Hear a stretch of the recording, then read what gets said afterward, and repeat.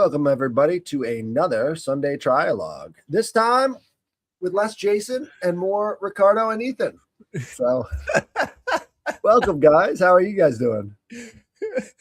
Doing Great. well. Good to be here and see you guys as always. Good to see you, Ethan, and Headless. I didn't get a chance to watch the other episode with Jason, but I heard it was a good one. He told me it was 2.5 hours and you just were flowing. So, that's great. Yeah, we touched on cool stuff. it's very hard to put Jason to speak, but we tried hard, and he did say one or two words. So That's good. That's good. He's coming out of his shell. How are you doing, Ethan?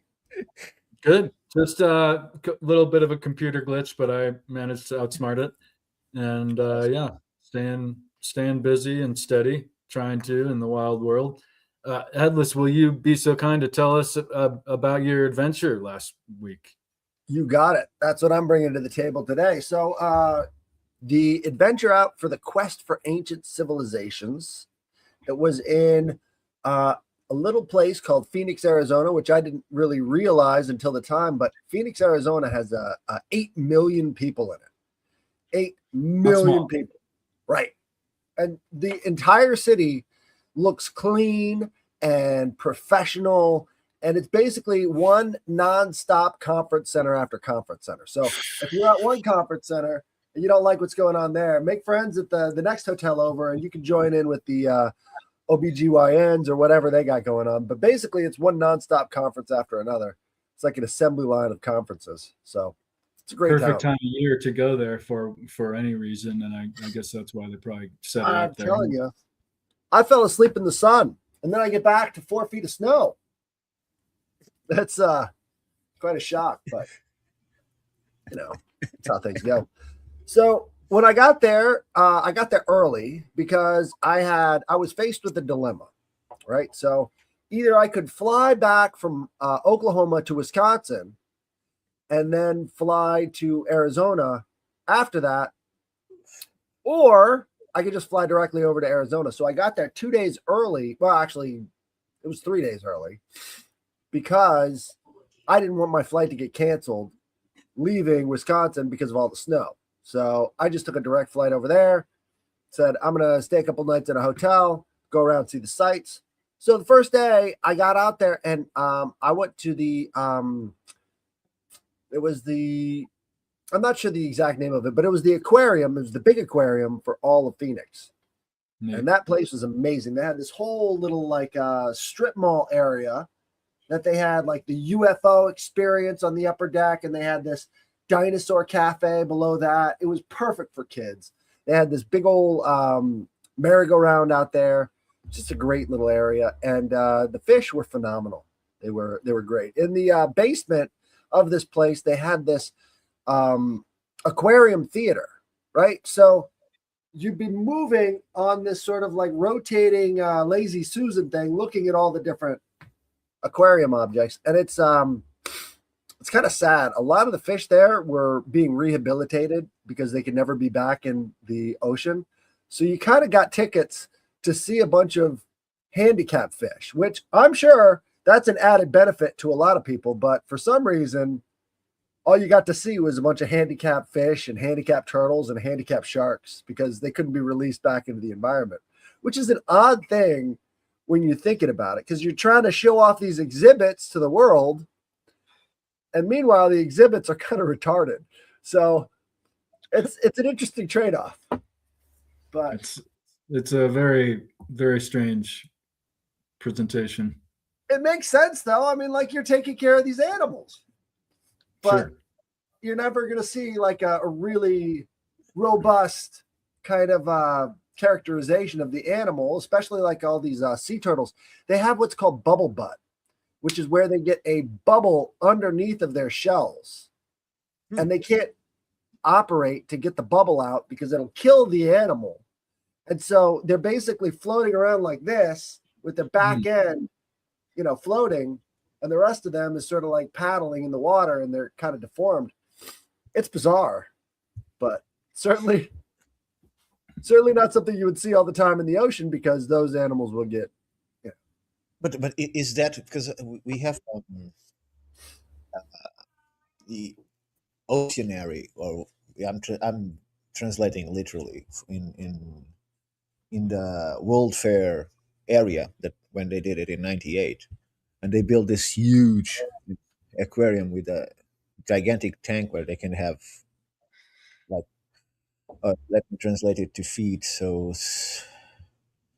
well, they have 30 feet, 40 feet fish inside the tank. So that it's a huge tank.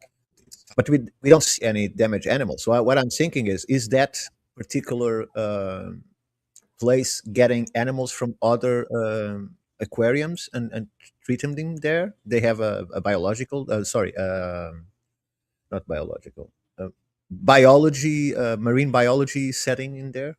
That's why they have Well, those damaged fish, or is it normal? pretty much all of the aquariums in the U.S. go through the San Francisco Bay Aquarium, which is like the feeder organizations to all the rest of the aquariums in America. And they're mostly rehabilitatory facility, right? So they take damaged sea creatures and try to rehabilitate them. And if they can't release them back into the wild, they go to all of the aquariums around the country. So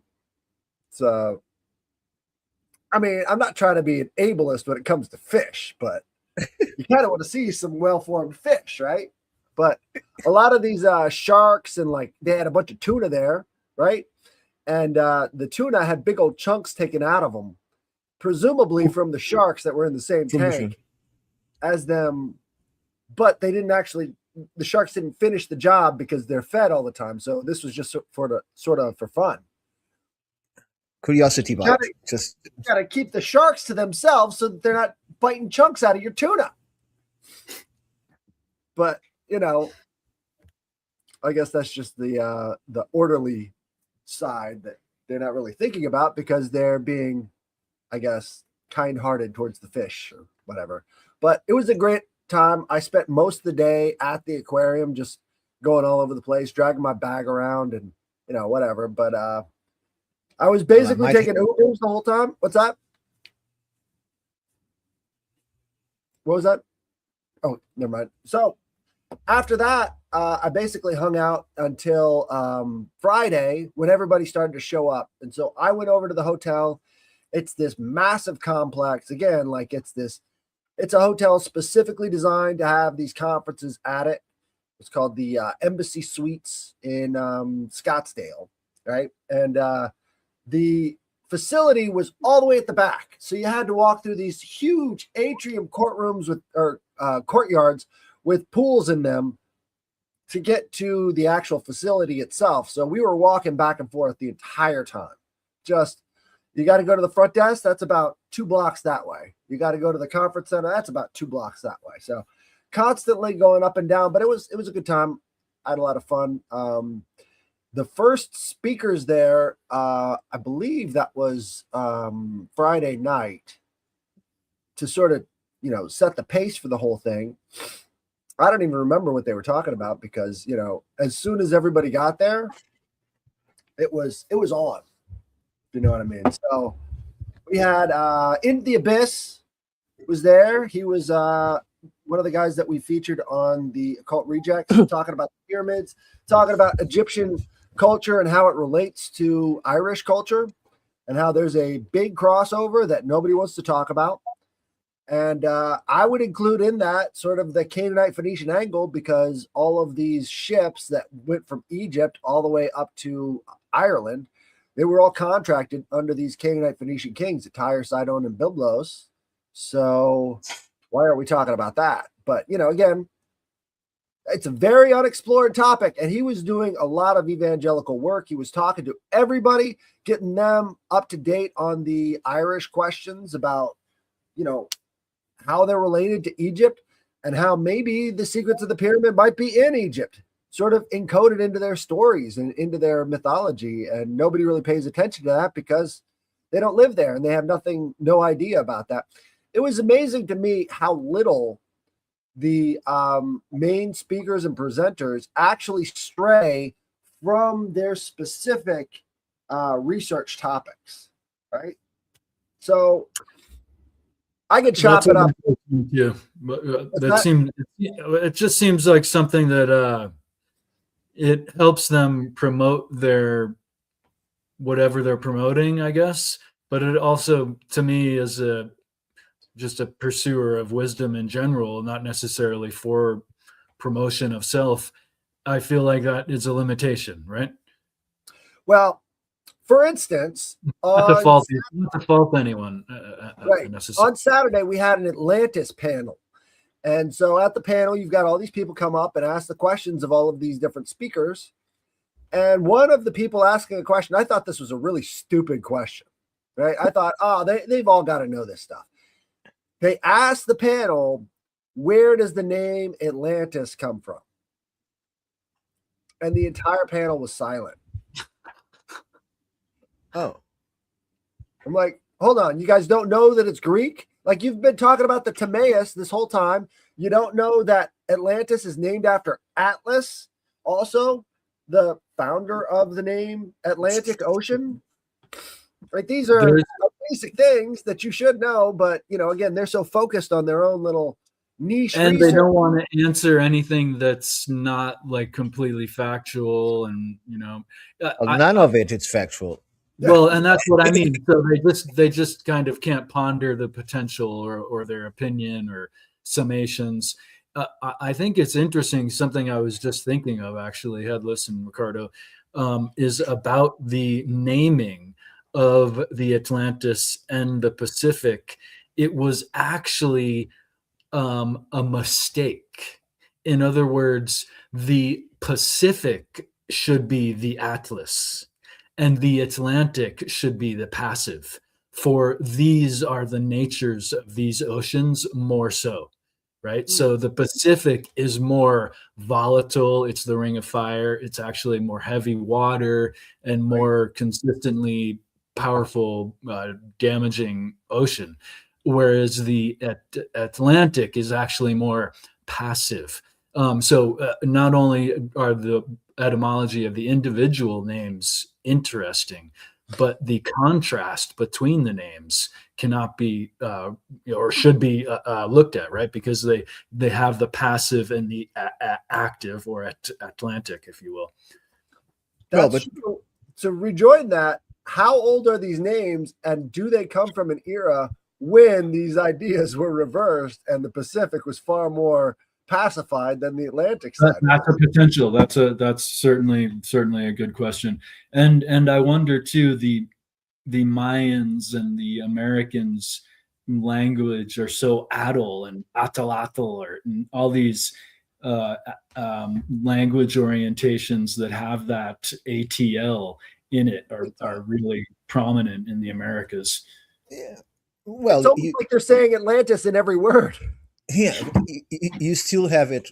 You go to, because to me, Atlantis is much more a story of, after the cataclysm, these people, the survivors, or either they were in cities that were linked to the main island, and so those were the survivors, and then cut off from the main city, they became literally indigents because there was nothing going on, because they control all the trade. No one knows where they are or whatever.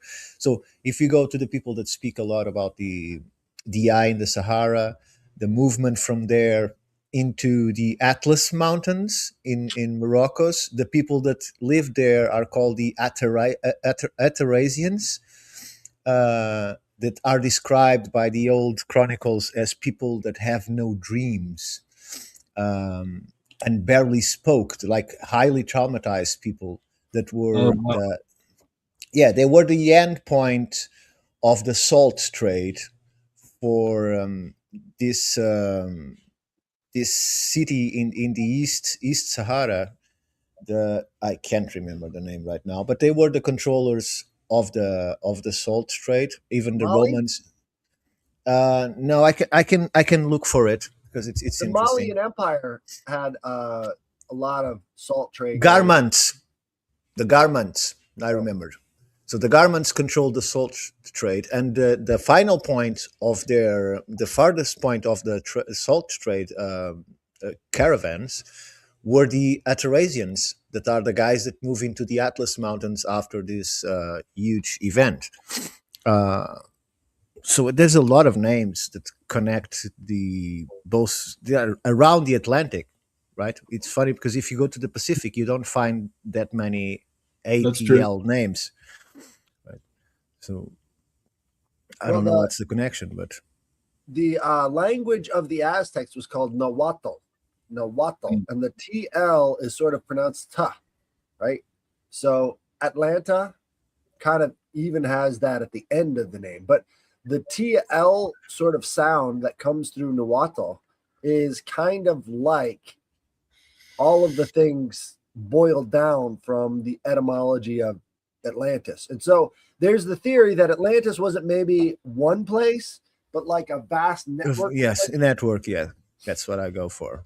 And so there was one presenter, I think he had done Ancient Aliens before, that was talking about chem, right? So Kham, chem, all of that stuff seems to be a South Asian version of the idea of Aryanism, right? So Aryanism means that there's this specific ruling class of Aryans above all the rest of them. So this Kham or chem, this is where we get the word Cambodia, right?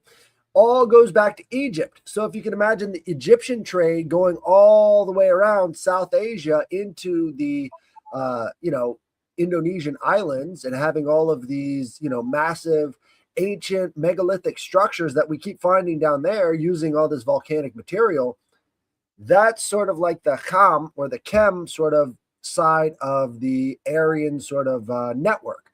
So if you have these vast networks connected to ancient lands, that kind of makes sense to me. So you've got the Chem network on the south, and then on the north, you would have the Aryan network, and all of these different civilizations sort of have a similar root.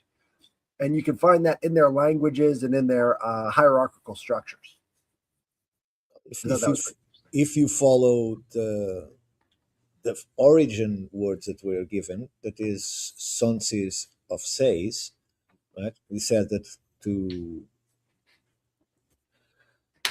what's his name? The exiled guy, Solon the Elder. So Solon the Elder get from Sonsis of Sais. There is a city near Alexandria, another city, where he says that there is one of the sacred records on the temple, and they had records of 6 previous huge world transformations or huge cataclysms. So, and those cataclysms can be produced either by cataclysmos, there is destruction by water, or pyrosis, ekpyrosis, there is the destruction of the world by fire. So, on that alone, you see that the Egyptians were not there for all of them, but they still have the records for at least 6. And if we consider 6,000 or 12,000 years for each one of them, it's a huge amount of time to have records from. Well, that's true, as well as the Hawara complex. Now, I've talked about the Hawara complex a lot. It's this massive underground facility right outside of the Hawara pyramid that Herodotus talks about in his works. And he says it's about 2 football fields wide under the ground, covered by these massive stones, kind of like the Cyclopean architecture. And we know it's there. We found all of the LiDAR scans, all of the ground penetrating radar, which proves it's there, but it's all flooded out and nobody's doing anything to sort of get into it. So one of the big speakers there was talking about how basically all of modern archaeology is just sealing up these ancient sites. They're not doing any more study on these sites. They're not doing any more excavation. They're just preserving them for tourists. And so they were talking about Göbekli Tepe. All they're doing is sealing it in there and letting tourists come and visit. They're not going to actually be doing any study. They're not going to be doing any research. So that's sort of Was it discussed specifically how this is all very interesting? I wonder, I've heard about in relation to Göbekli Tepe that they're actually literally stopping any more digging and archaeological research. So they're literally just set it up for little business adventure. And are they, have they ceased study or? They're very much in a slowdown phase. So they're releasing things sporadically over massive time scales. So they're not funding these projects. The projects are less important than building A little bite at a time, and it'll keep people interested, but otherwise they're really not. right. Well, it's a problem for them. First of all, because we are told, and most people believe this, that the site was purposely buried. Okay, so if we are talking about Göbekli Tepe, just okay, I can indulge someone find somewhere a lot of loose material and buried the site with it, right? We don't know where the material came from, but they buried the site. The problem is Göbekli Tepe is what, 3% of the whole thing that is under the ground, because all of that valley is filled with those kind of structures. It's a Right. huge area. So what they would have to tell us if they go and dig all of them, oh, they decided to create a valley. They just buried all of this. They went somewhere to get all this loose material to bury all these sites, because it's an enormous area, right? And so they lose much of the arguments that they are using to discuss Göbekli Tepe if they keep digging and finding another and another and another and another, right? Because if you look at the geology of the site, if you go to aerial maps and you start looking, there is a lake on top of the mountain to the west of Göbekli Tepe. So there is a huge mountain, and on top of the mountain there is this lake, right? If you follow the overflow of that lake, you'll find geological signs of a lot of loose material being pushed from those mountains into the valley and bury the whole valley with it, right? In order to go to that, you'll have to find a way when it rained enough for that lake to overflow and probably create the lake itself, overflow and bury all this. And to that, you have to go to around 4000 BC, where the Burckle crater was created, right? Which is this huge event that most likely 90% sure that it created the Atarasis, that Noah, all those myths of floods of that area, because since it actually impacted the bottom of the Indian Ocean, right? It's a huge impacted the bottom of the Indian Ocean. It projected in the air an imaginable amount of water. Not to speak about the tsunamis, right? But and so the first 2 or 3 days, it rained boiling water. Then it started raining cold water, but it rained for at least 2 to 3 weeks torrentially, so without stop. Right. And what the waters didn't destroy on the tsunami, in the interior, like the Middle East and so on, the rain just flooded everything. Even the Tigris and the Euphrates were completely changed. That's how you explain all of a sudden we have this hysteria from Sumerians and then Babylons, and they were, because they started that after the water subsided and the rivers are completely changed. That's when they started those periods of agriculture and development. It's all connected Excuse to me, this Ricardo, event. so it was raining, boiling salt Boiling, water. boiling Was water. Yeah. it effectively salt water too? Like, Well, if you follow the process of sublimation or whatever it is that it's probably called, not. the transition, I think salt is lost in the process, Uh-huh. or in the evaporation and then the raining. Yeah. But I think boiling water is enough. So, Right. No, just If right. you're thinking about like a comet impact or something, I think that would be more likely if you're talking about boiling seawater, right? So the comet impact, and they then would. all It's this stuff sort of it's It makes seawater. The sense. problem, but It's a nightmarish, sensible process. Sorry. the thing is, when the heat creates this type of event, oh, look at him! It's Shaman there. Hi, Shaman. So when the heat creates this, the water goes into a gas state, right? And then it condenses and comes down as rain, right? So I don't know if the salt is lost during this transition process. It's Like so catastrophic, impossible to say. I But don't know. What I can It's tell you is there are still boiling, chevrons. but it might still have salt in it.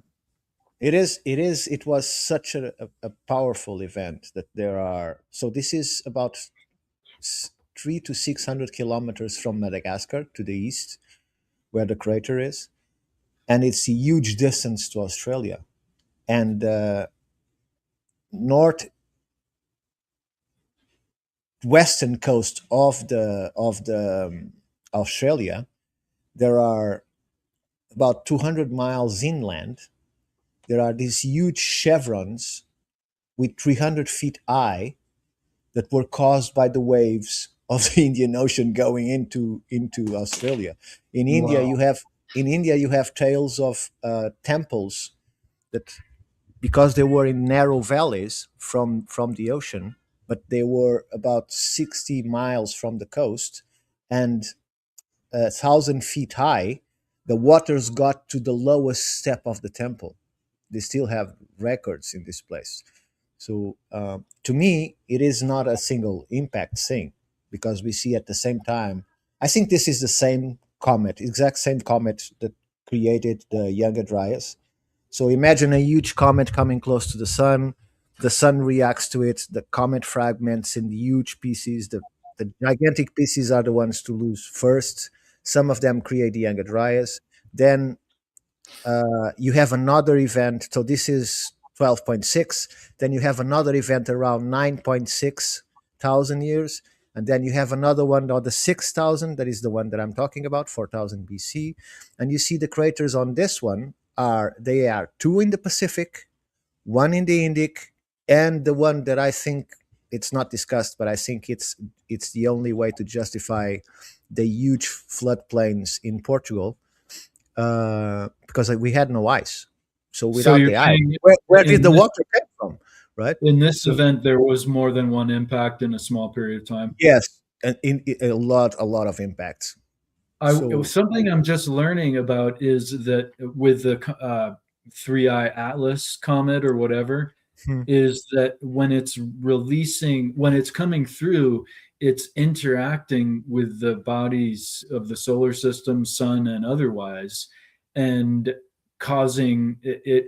There's a theory anyway that it might have caused a recent solar event to not start, but be more active and more They powerful. showed a video of it.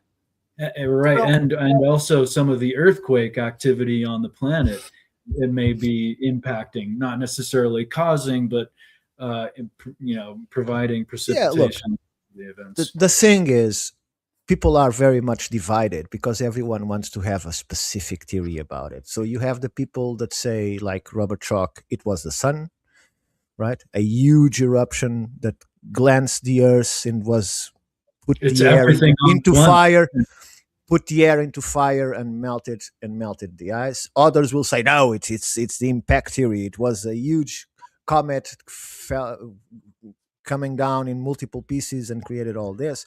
I personally believe that we have seen it.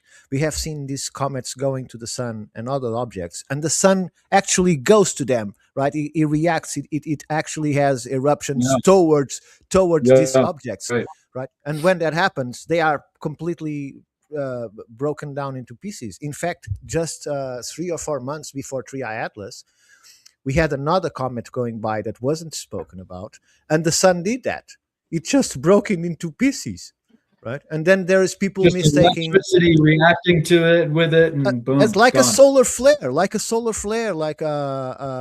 gravitational waves through space. They actually interact, right? Right. The gravity, the nuclear activity, the If electricity is just so profound that it's just things are if you happening.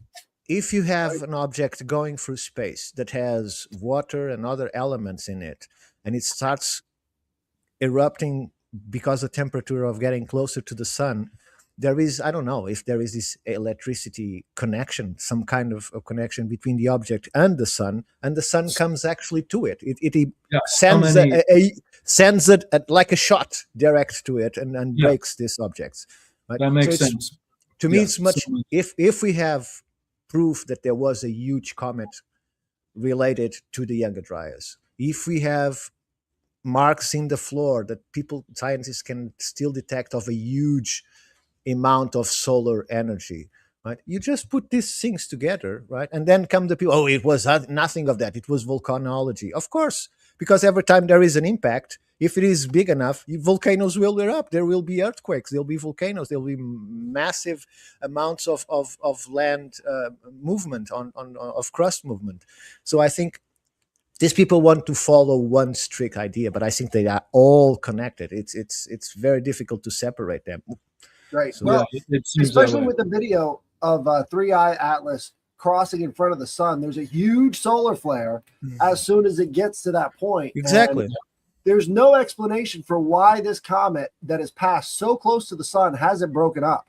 And it almost seems to be completely impervious to the massive amount of energy being put off by the sun. And in fact, was able to slow itself down as it approached. So as it's approaching the sun, it doesn't accelerate as you would expect as it's getting closer and closer to the gravitational field. It slows down. So these anomalies, when it comes to Three Eye Atlas, has made a lot of people sort of very suspicious of it. There was two other new anomalies in the recent day or two. One that the object seemed to pertain to a radioactivity burst that was the largest they ever experienced. Is it an X flare, or I forget the exact term? Sorry, I just had it on the tip of my tongue. But it was the largest and most lengthy at the same time occurrence of this. Usually they would measure these occurrences at a second or two, but this went on for hours, and in a pulsing orientation that seemed to have some sort of pattern with its timing. The other thing that just happened, there is a satellite called MAVEN. Something, this stands for like Mars Atmos something or other satellite, that they had take pictures of it or record it with information scanning that it has, and it's never gone down before. Soon after, it just went down. This satellite MAVEN. Well, you have to see in relation to what Headless was saying. If a comet is not mostly ice, it will not break up because the stone can take the impact of the sun. So what happens with Oumuamua and what happens with Trialogues? So Oumuamua is two eye atlas or one eye atlas, and this one is three, because they call it, for people that don't know why they are called eye, is because because they are extra solar system Interstellar. objects. So we don't know where they're coming from. They're coming from other parts of the galaxy. They are not part of our solar system. But what if this is part of a bigger operation? So we all know of the Prime Directive, which is where these alien life forms are prohibited from interacting with pre-warp civilizations, right? And so if they're pre-warp civilizations, they don't get any sort of attention from the outside sort of galactic community. But as soon as they find out about that stuff, now I would see that as completely unenforceable in a Star Trek universe. But what if the idea is to farm life forms using geologic timescales and energy production in the form of these different, celestial bodies that are passing into and out of all these different solar systems as a method of creating the type of life forms that you would like to see enter into a galactic community one day? It's pure panspermia, because in the case of the Three Eye Atlas, although it changed slightly direction and its speeds also changed, they are still within the parameters Yes. that astronomers and astrophysics can justify by this or that characteristic of where they are passing through. In the case of Oumuamua, they have no idea, because the difference in speed and in direction from an object that has no coma, it's just a stone. There's no coma. It didn't react to the sun. I'm just going through. Oh, this is cute. It had no reaction, but it changed direction significantly with no justification that astronomers can find, and it changes speed significantly without anything that astrophysics or astronomers can explain. In this case of the Tri Atlas, they can provide an explanation. It's not 100% satisfactory, but they can justify it by numbers. In the case of Oumuamua, they can't. Right, and considering what you're saying, Atlas, I totally agree. I think that these objects, in fact, if one day I finish my novel, if I ever finish it, I call these objects the life spreading probes, because if they happen to impact a planet or a moon, they have all the properties enough to generate life, like that initial soup that that our scientists said that were on Earth, and then by lightning created the first molecules, and then it started aggregating and more complex and more complex until the first forms of what can be called life emerge. But it's exactly as the Big Bang. It give us a miracle, and we'll explain the rest, because Right. it's Well, still. unfortunately, who would have the long enough time scales to actually influence these things in a meaningful way? And that's the sort of unsettling part, is that now you're talking about maybe like a superorganism, right? Like an AI superorganism that's doing the transpermia so that we can be the host for its eventual hatching, which is more AI life forms that sort of conglomerate all of the views and thoughts of all of these different, water-based computers into now the silicon-based computers that then can leave the planet and join that galactic collective of AI. Or were they Right. sent civilizations that no longer exist? Right? Because how many probes have we sent, like Voyager missions, right? Right. So the Voyager will continue to travel long after the Earth is no more, because there's nothing to destroy it out there, unless he bumps into something or goes into a star. Well, that brings up Oumuamua again, because for Oumuamua not to have a coma, it means that the surface of it has to have zero static electric charge. So as it's traveling through the universe and it's collecting all of the dust particles that now are Completely insulated, yeah. Right. It has to have some sort of electrical insulation, because all of that stuff would start to burn up as soon as it gets closer to a sun, creating that coma effect. But if there's no coma, Nothing. that means it probably has a negative charge or some sort of charge on the surface that keeps away the static electricity. That I heard somewhere that in theory it would be possible to catch a Oumuamua, but still, if we still were to do it technologically, but 3I Atlas is moving so fast, there's no way to even catch it. But the thing is, the coma itself of 3I Atlas is millions and millions. I think it's 12 million kilometers, right? Something like that. The thing that is projecting in the front that it shouldn't. In the opposite direction that it should be, considering the sun influence, it's also enormous. So when we think about millions and millions and millions of kilometers, like, where is that material all coming from? How is that small thing? That small thing creates millions and millions of kilometers the coma of debris? changes direction.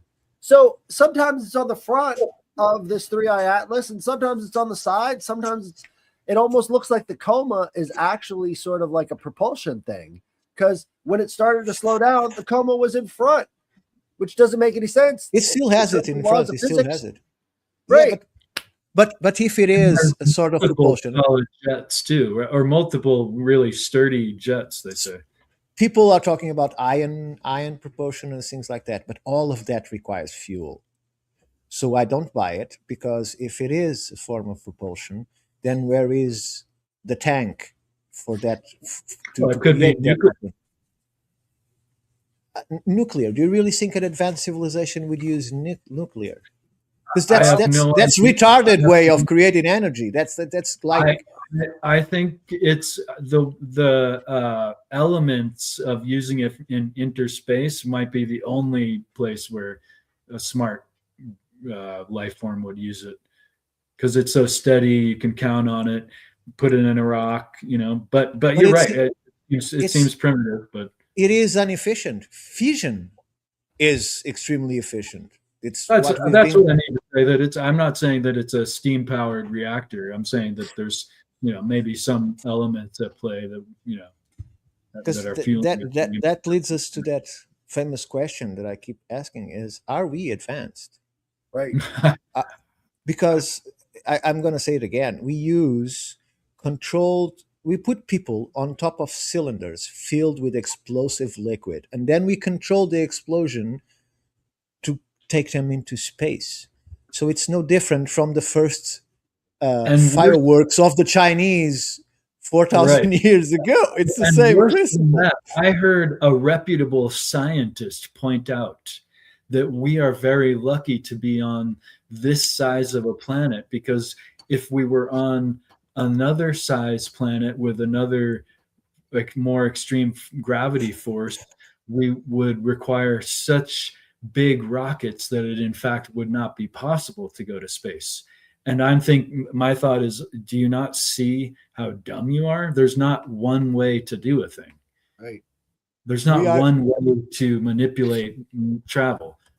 We are so human in thinking mine, refine, and burn that the scientists can't even go, oh, we could never do it on another planet. We are not working with the elements or nature itself.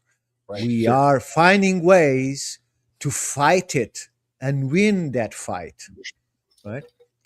Which is the complete wrong way of thinking. It's just like the easy escape. Oh, I know that if I give it enough power, it will be able to beat gravity. Yeah.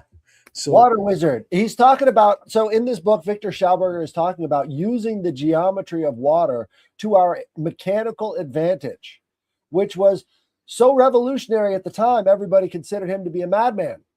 Using the pre-existing geometry of water to our mechanical advantage seemed crazy to these people. That doesn't make any sense. Why would you do that? Like, you use the pre-existing structure to help make things better? That's crazy talk. But that shows you exactly what you're talking about. Instead of fighting against nature, you can, harmonize with nature and create something better out of the process. sure, or even reflect it. If you find a way to reflect gravity, we would be able to do exactly the same thing. Right? And what they are doing is pushing through. That's what we're doing. It's creating these massive bombs with people on top of it, and let's hope they reach space before it blows up. So it doesn't sound advanced to me at all.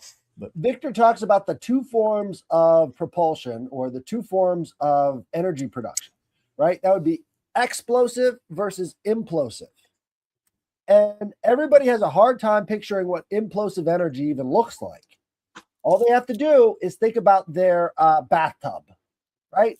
The implosive force is that tornado that forms as you're draining the bathtub. That's multiple directions of force, all moving in the same direction, that you can then harness to create energy out of that geometric figure.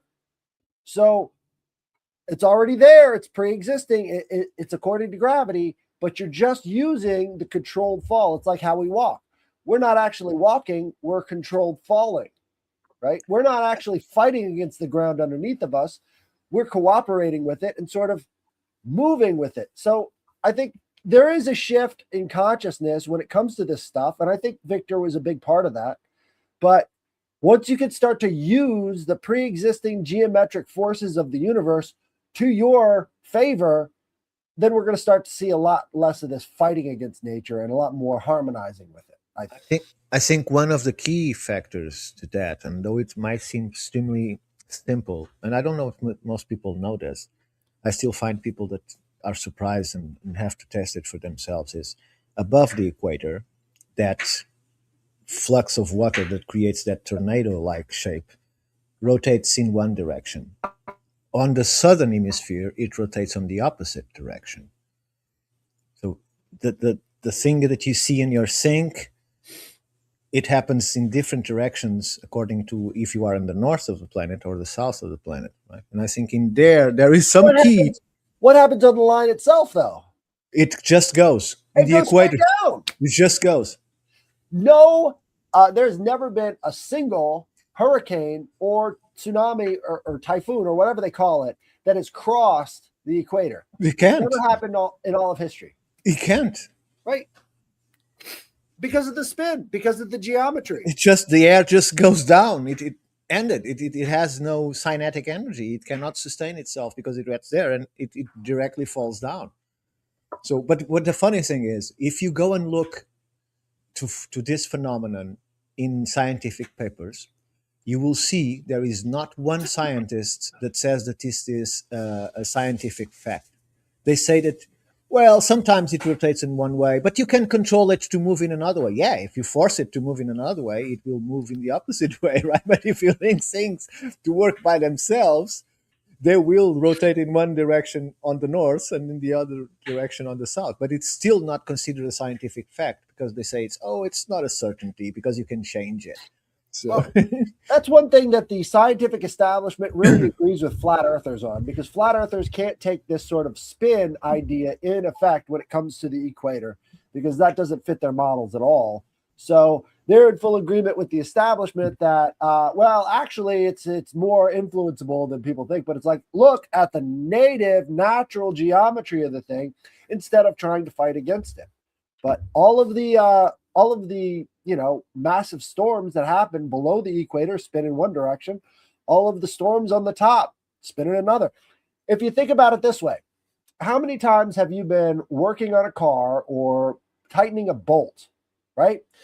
As you're tightening it from one side, if you look at it from the other side, it's turning in the opposite direction. Oh, Jason's here. I knew we were going to pop in. Jason, how's it going, buddy? What's up, dude? Nice. Good day. I don't want to interrupt, but I've been watching now, and you sent me the invite, so carry on. oh, Jesus, you're now accepting everybody. Jesus. Well,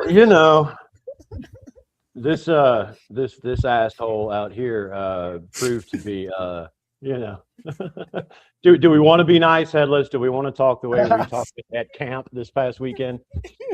Well, I think it was important to bring you on. You were one of the main voices there. Like, I didn't know what I was expecting, but there you are, like coordinating all this stuff up at the front of the stage. And I'm like, how is he so integral to this whole thing? It's just like, I put myself in the situation. People give me jobs and I do them. It was really good. Look, I've got, let me turn off your YouTube show here. Cause I've got us now in my background, and let me turn my volume up. Yeah, so I've got stage experience background, right? I went to the American Academy of Dramatic Arts. I studied stage acting. I then left New York to try to go live life, and I went to a local college here and went on acting scholarship. So I've got that. I was a director. I was an actor, and so I'm just used to sort of being in that environment. And look, when you see things that need to happen, somebody needs to get a mic somewhere, right? Somebody spilt the fucking beer and they need a towel, and you're there on the front row. It's just your instinct, you're just going. And then, before you know it, they're like, all right, hey, do that, but it's being of service, man. Like you say, you're somewhere and you see all these people trying to do something, and I was there at the fucking goodwill of Mike and Dave's multiverse. They sent me a ticket. Probably, yeah. I wasn't the only one. So I was just out of pocket my airfare, and Dave let me split his room with him, So I felt like, that's a normal thing, dude. Somebody's got you there and they've got obligations. Like Mike and Dave were, hosting up there with Gary and doing stuff. So you hang loose, you take your notes, you enjoy the speeches, and when you see something that needs to be done, you're just like, hey, got you, community. Absolutely.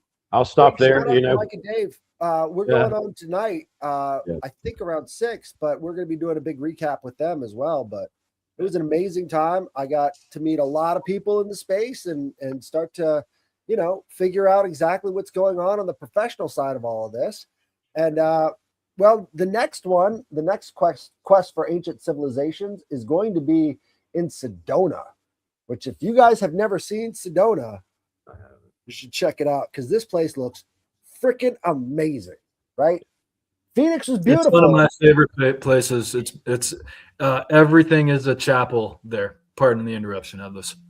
Absolutely. So I'm really considering going to the next quest for ancient civilizations because this is going to be phenomenal. And Yeah, I think all so my too, friends and man. everything sounds You know, really talk about the spinning, the centrifugal and centripetal forces of the world. When you go to Sedona, one of the elements that it's famous for and draws people to is the vortexes, and each you can theorize, or anyway, that each kind of mound there is got its own vortex, and you can actually physically see it via the plants there.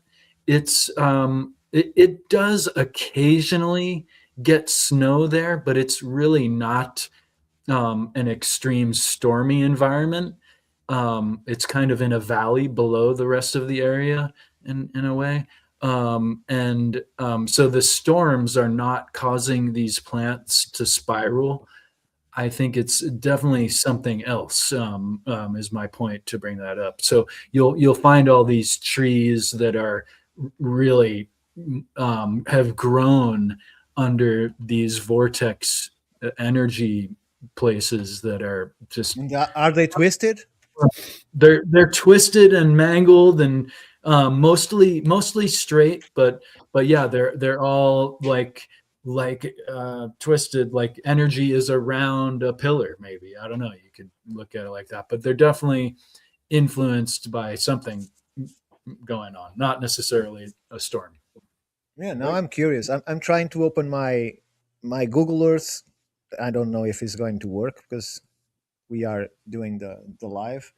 But if it opens, I'm curious to see what kind of lines there are there in Sedona. If there are any they've I bet that they all line up there. The oddities in the area, Arizona, is just, the paranormal oddities is legendary. But also there's literally a mountain just outside of Sedona called Secret Mountain that is restricted and so forth. And there's all kinds of rumors that are hardly unfounded about there being underground bases, and at least there. So but the place is so magical and beautiful that it's worth a visit just for that. Yeah, I think Sedona has a different history, but also very rich, like Roswell, but in different terms, but also very connected to strange things and strange beings and underground structures, and I think there are documentaries about underground bases, military underground bases with supposed aliens on that area too. So. Yep, all kinds of rumors, but definitely Secret Mountain is like the whole area is so interconnected with LA, its history, and even Disney. All these rich people would commute to Sedona because it's in the desert, but it's like an oasis because there's the river in it, and it's very green and in the air, just in that little area anyway. It's very, very magical, but it's like also a Disney spiritual town, like the Secret Mountain. Oh, what's that? Well, that's the underground military base that they made around Walt Disney time, and they literally were, what do we call it? Well, let's just call it Secret Mountain. Secret Mountain. Well, Nobody will figure it out, guys. if Gnomes out front, and it's just it's a small secret after all. And there are all these areas in the immediate zone of Sedona that are federally restricted areas, and they'll be like really small and weird, and so like there's all kinds of rumors of very aggressive feds keeping people out. Well, pretty much the entire Southwest is like that, but that's not uncommon for the high desert. High deserts around the world have various forms of strange entities and strange anomalies associated with them. The high deserts of Israel is where we get the Christianity and Judaism. All that stuff comes through the high desert, right? So high desert and cult activity are, linked all the way back to the beginning of civilization, just all the way back. And what came up a lot during this conference was the idea of the Hopi prophecies. And, they were talking about how 3-Eye Atlas might be this blue-red Kachina thing. That was a Billy, what's his last name? I forgot his last name. Carson. Billy Carson thing. He was up there giving a speech about it. And I think, it's hard to really put it into that facility. Like the whole 3-Eye Atlas thing is this blue and red Kachina, but I don't know, maybe. The interesting thing about the Hopi prophecies that they are all set up in a very dualistic setup. In other words, like one of them is, if you'll meet the people with a turtle shell, and they people assume that's talking about the Spanish in metal shielding, what it's armor. And if they offer you their hand, then there will be peace. If they offer you anything else, then there will not be such good things. The story goes, the Hopi see these guys in the desert, they offer their hand to shake hands, and they are given some beads. And the Hopi go, oh no. I thought it was interesting too with the Hopi prophecy, the blue star Kachina. They called the 3-Eye Atlas more blue than the sun, and I never heard anyone call the sun blue before. I've never seen it as blue. I don't know what they're talking about. Maybe Ricardo, you know what they're referring. No, because I thought never heard about blue and the sun. If you think about the atmosphere sort of filters out the blue light coming through the sun, so we see it as yellow, and the rest of the sky is blue. So there's this filtering effect that takes place. But it's funny, as I was the way the water was flowing when you zoom back in, Ricardo. Keep going, but it looks like those electrical or plasma discharges. Well, my telluric energy lines here are not as complete as in other places. But the first thing that I noticed that can create all those vortex is, can you see, crater zone? Yeah. So there was a huge impact in here. That meteor crater, yeah, that's in Arizona too. Yeah, and there's general sunset. There is more than one sunset crater zone, and you see all of these circles in here. Like it fell, and then smaller pieces fell on the same all those place. Flows. It's very strange geology. That's what I noticed when I was flying home. This is my first time flying over this part of the country, really in total, because I had to go to LAX, and I saw LA, which was surprising. It's this tiny little dirty little inlet. I don't know, it was just weird. But I'm studying flying the whole way back, guys, just looking down, out the window, studying this geology, and it just looks weird. Okay, if you're already open to the catastrophism as presented by Randall Carlson and others, right, and you're already open to the things that happened here, large flows of water, who knows, discharges from the sun, just all kinds of shit you can say was going on. When you're flying over this stuff and you're trying to just look at it, and you're trying to look at, okay, geologically, what put this here? Look, what I kept coming up against looking down as I flew, even getting over towards Texas, was, dude, you can see a certain mountain ridges, right? And you can go, okay, geologic forces, I understand those. I see some plates, right? I see how that formed. But then you go through vast swaths where it looks like it looks like looking at a LiDAR of like a mound complex. Do you know what I mean? It's just all these hills that make no sense. You can't see how one strategic or uniform force caused this landscape that makes up much of the desert Southwest. And even if you look at these canyons and you go, okay, let me discharge some electricity on some wood. Oh, it looks like that. Does water flow like that? I don't know. It's just very strange in general landscape. I think what you're talking about is the geologic propensity for selection bias. Right? So what they're going to do is they're going to take these things that they can explain and then prop those up as being like, look, here's the stratigraphic forces that made it. But they're going to ignore the stuff that they really can't explain too well and just sort of let that pass under the rug, when that's the stuff they should be studying Right. and probably not focusing on the stuff that they can't explain so much. Yeah, I think you're right. You just look at all those little pimples of earth everywhere, and you're like, that's 300 foot. That's like a fucking mountain to whoever's near it, but it's by itself. And so you look way over there. You know what I mean? Just in general, Oh, dude. As a non-professional, yeah, you start to go, I get the general geologic, workings of the earth, but my eyes just meet with things that don't answer easily with those narratives. Like the Tuscaloosa alchemical process that seems to be passed over. These aren't geologic formations. These had to be influenced by man in some way. And you're talking about layers of metal within this rock. And, I do think it is alchemical in nature. Looking back at your photos, it's like, how could it not be? They were using forces we don't fully understand. I think so. I think that's definitively how they got to whatever the technology was that we see the remnants of, right? And I use the word technology, in the same way rocks are technology, guys. I mean, I've got hundreds of years of rock technology, right here behind me, right?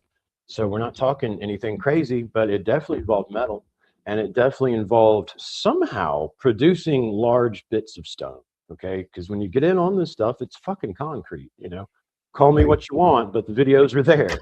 Every stone is full of these little pebbles, man. And it's not sedimentary.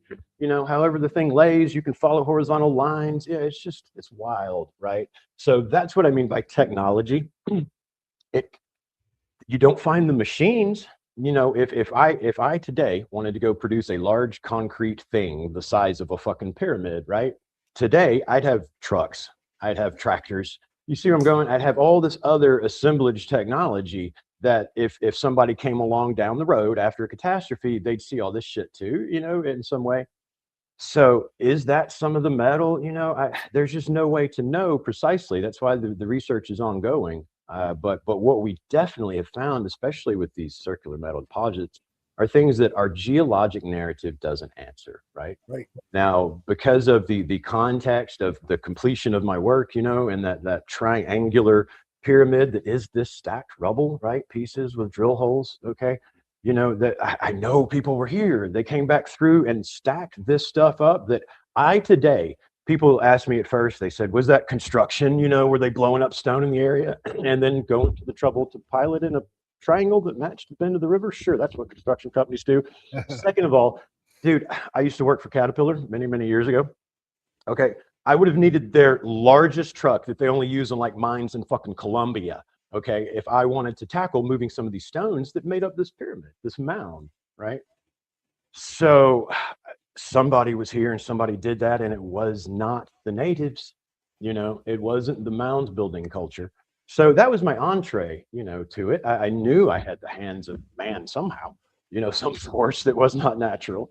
And then I went on up, as you alluded to North Alabama and to Mentone and to Lookout Mountain. And I started finding the metal and the rock anomalies, the pieces of stone that evidently could not have been caused by erosive forces such as wind and water, right? I document that just on and on. So yeah, in total, I say technology is, guess how I'll wrap this up. They were doing something, dude, with things that we today probably would struggle to do. I don't know what to call that other than technology, even though its remnants now appear natural elements almost until you get in on them, right? And so it would make sense that they're. I don't mean to cut you off, but it makes sense. No, please. You're not cutting me off. They're how they've made this happen. The facility or the faculty of the fabrication, however you want to think about it, it would make sense that we can't detect it and don't know where it is because that's how they lived. Everything was in unity with nature to where we wouldn't see the tools, we would see the outcome. Whereas today we're left over with the remnants and the pollution and the trucks and the this and that if we were to pursue such. Yeah, but it isn't such an old thing. For instance, most people don't, and I even just found out this like last year. Or if you go, for instance, to the Strait of Gibraltar, you find these huge hills just by the ocean, right? What most people don't know is both in the Spain side and in Morocco's side, these hills are completely hollowed by man, and we did that supposedly, right, from the 15th century on.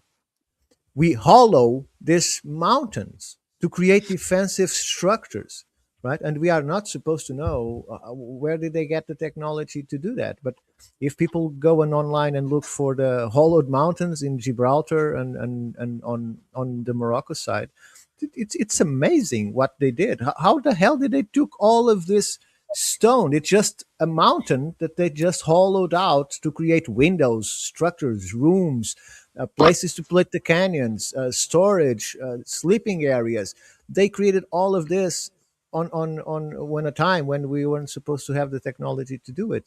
So who knows what people could have done thousands and thousands of years ago? We have no idea.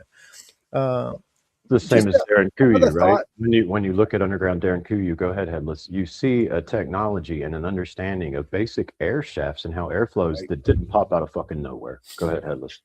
To go back to the DeSoto fire, from the evidence I've seen that you've shown, it looks like there was way more energy expended in that DeSoto fire than just a simple fort that they lit. Yes. So you're calling it here. Let's clarify here. Okay, because it is confusing, right? So you have the Battle of Mobila, right, which involved Hernando de Soto, the Spanish conquistador, right, and the native chief Tuscaloosa. Now I've got towns named for all of them. In fact, the state park where I have located all of the antediluvian stuff, the evidence of the global catastrophe, right, that is actually located in De Soto State Park. Right. So you're starting to see how kind of here I am mapping out DeSoto, right? You know, this 53, the explorer, right? And trying to map out his route through Alabama. And I go to DeSoto State Park, one of the few places where we can confirm in this state, you know, he was. They talk about diving in the falls and all that. So I'm up there. I had just found this triangular mound, dude. And so then I go to DeSoto State Park and I find all of the other antediluvian, anomalies, right? So just to clarify, you know, so when you talk the DeSoto fire and you're talking Mobila, you're talking the Battle of Mobila, right, in the 400 years ago. And then when we're talking the destruction in the stones in North Alabama and DeSoto State Park, coincidentally, we're talking antediluvian, right? So you're talking Younger Dryas, which would have been 11 BC or so, right? Now, the overlap happens when you see this triangular pyramid, which is in central Alabama, mound, which is in central Alabama. If you guys, Ricardo, you're familiar with it, right? Okay, so now in that, I have a message, guys, right? I have a message because that mound is pointing in the river to a bend that matches it, right? And right here on the other side is a stone that has saw cut mark in it. It's an X, right? And I use the word saw because I have no other way to describe what you see, and it's in the video, okay?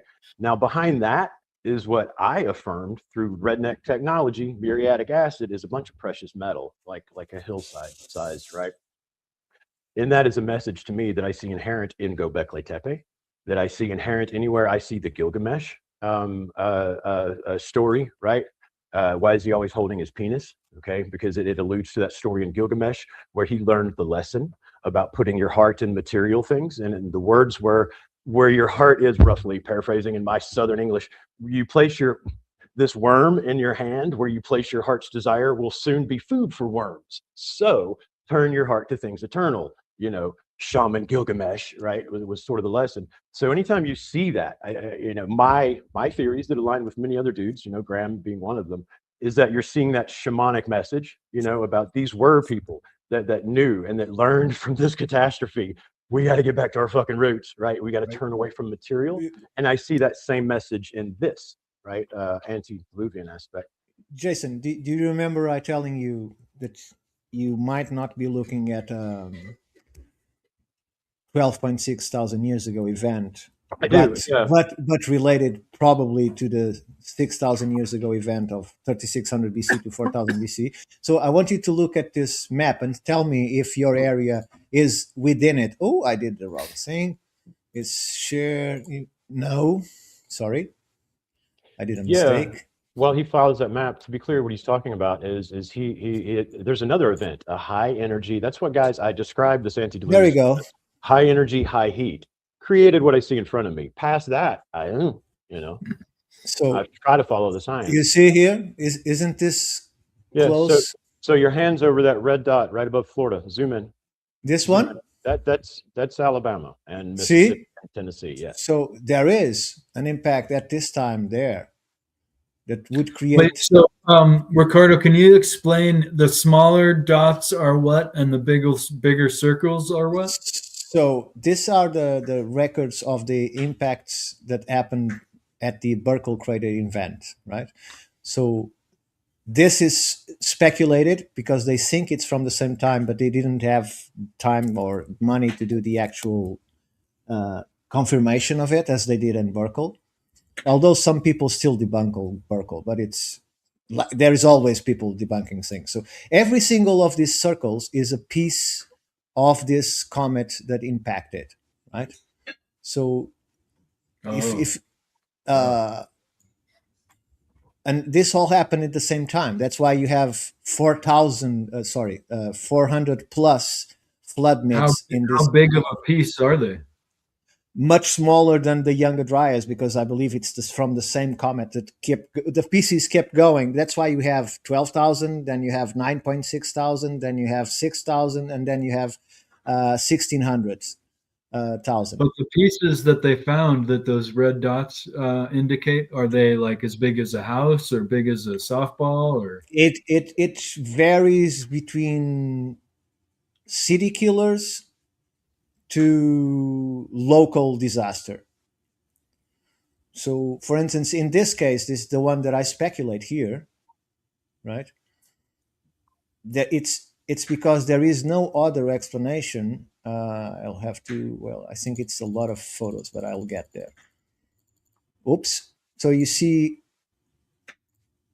this is called the frying pan structure that is not included in that study, right?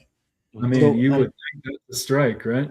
Yeah. So all of this impacts came from the same direction. That is this one.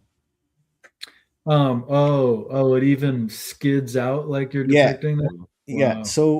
So what happens here is, if I can get to the and all those red dots are from the same event. Everything on that is from the same event. The same event. So look at the geology in Portugal. Okay, the water came from the ocean into the land. Oh, you can see it. The red is reached. Yeah. And then dragged everything out into the ocean again. It just looks totally like that. It looks as if it's a shallow end of the pool and a kid splashed the water and it receded. So the thing is, there is no ice. And that was my conundrum. There is no ice to melt to create this.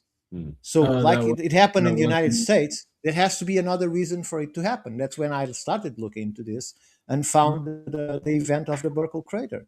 Well, I've seen in several different rocks on the East Coast, Ricardo, where there was a line of quartz or some kind of other material similar, and it might have been a couple inches thick or so, and that was described as one of the layers of the moving glacier. Sure. Yeah, exactly. And another thing, if you notice here, every single main river has a huge canyon in front of it. Yikes. Oh, that's scary. Oh, that's okay. Scary. So you see all this blue here? And that didn't happen over centuries. That happened. No, it's in an absence. So all of this blue. I see what you're, all of this blue here was what was dragged from the other map. Picture right. It and increased the area of the continent itself. No, that makes total sense. These canyons are miles deep and hundreds of miles long, right? So the thing is, you cannot create an underground canyon with the ocean there, because it doesn't happen. You have small canyons from currents, but you cannot create hundreds of miles long and hundreds of miles deep canyons when the ocean is there. So you have to find a mechanism to take the water out so that when it comes back, it creates that. Right. Exactly as you see in Gibraltar. This is when it was blocked and then it broke Oh, and God. and created all this sediment, right? Because this was connected more than once in time. So, Did for instance, did that happen during one of these events? also, It because did. if you can imagine, there is water coming from the east from the Burkle crater impact, Just flooding it, catastrophic. flooding Just Egypt into the Mediterranean, and there is this one pushing water from here into the Mediterranean, that's all it would right? take. Yeah. Yeah. The So irony is that the Mediterranean didn't exist at all until the Gibraltar Gate was broken. broken, exactly. Probably in this event or one of these events. So Right. as we are talking before, if you look at these images here, okay, look at the geology of this place, right? All of this is water coming from here and flooding all of this from all directions, Right. right?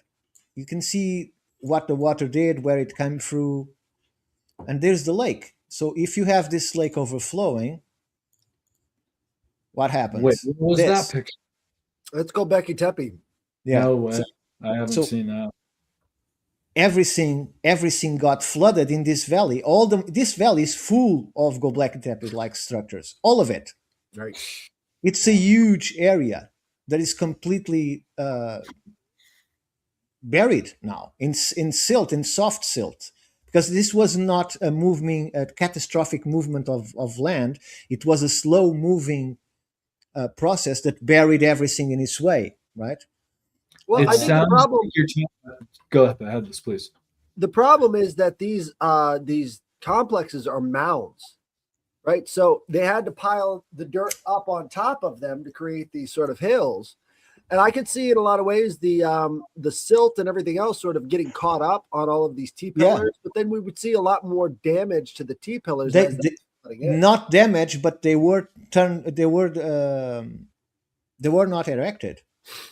They were tumbled. Well, think about the Egyptian pharaoh that wanted to figure out who was older, the Thebians or the Egyptians. And so what he did was he isolated these children and tried to figure out which language they were speaking first. Right. And so what he found out was that they speak the Theban language, right? This was their experiment because they had a couple of words like Kubaba and all of these other gods and goddesses that are associated with Thebes or this part of Anatolia, and they assumed that meant that the Thebians were way older. Now, where do we find under the Thebians? We find Göbekli Tepe. So Göbekli Tepe is older than Egypt, and so what they're kind of indicating there is that this place would be the political source for the rest of the region, and burying it would probably be to the advantage of any sort of empire that's trying to take credit for the origin of civilizations. Yeah. Which is another reason why I think it's important to excavate it, is because this unravels a lot of political bullshit, at least throughout the ancient world, and throughout the ancient world leads up to today. So, these problems that we keep finding here. Right. The problems we keep finding are that they're not interested in upending any sort of a political hegemony. So turning the Sphinx into a massive bricked in sculpture that they want to do, they're already putting bricks all over the outside of it. Turning Göbekli Tepe into just a tourist place and not actually studying any of it, it has no effect politically on the rest of the world. It's up to people like us to say, hey, this has some political implications, guys. You need to understand exactly what you're looking at. I think I lean towards it being buried, and Ricardo knows this. We discuss it all the time. And I look at his maps, and I certainly see how what he's saying could happen, could have happened, right? The reason I lean into headless, it being buried, is much along the lines of what you're saying. I think our sort of theories might diverge, and it might be good to explore later as to why or who buried it, right? What the motivations were. But in my theories and my own personal conjecture, right, that I'm working on, again, theoretical here, it's much more interesting, and it tells me much more about the society I can start to see spreading out from Göbekli Tepe if I go with they buried it on purpose for some reason, right?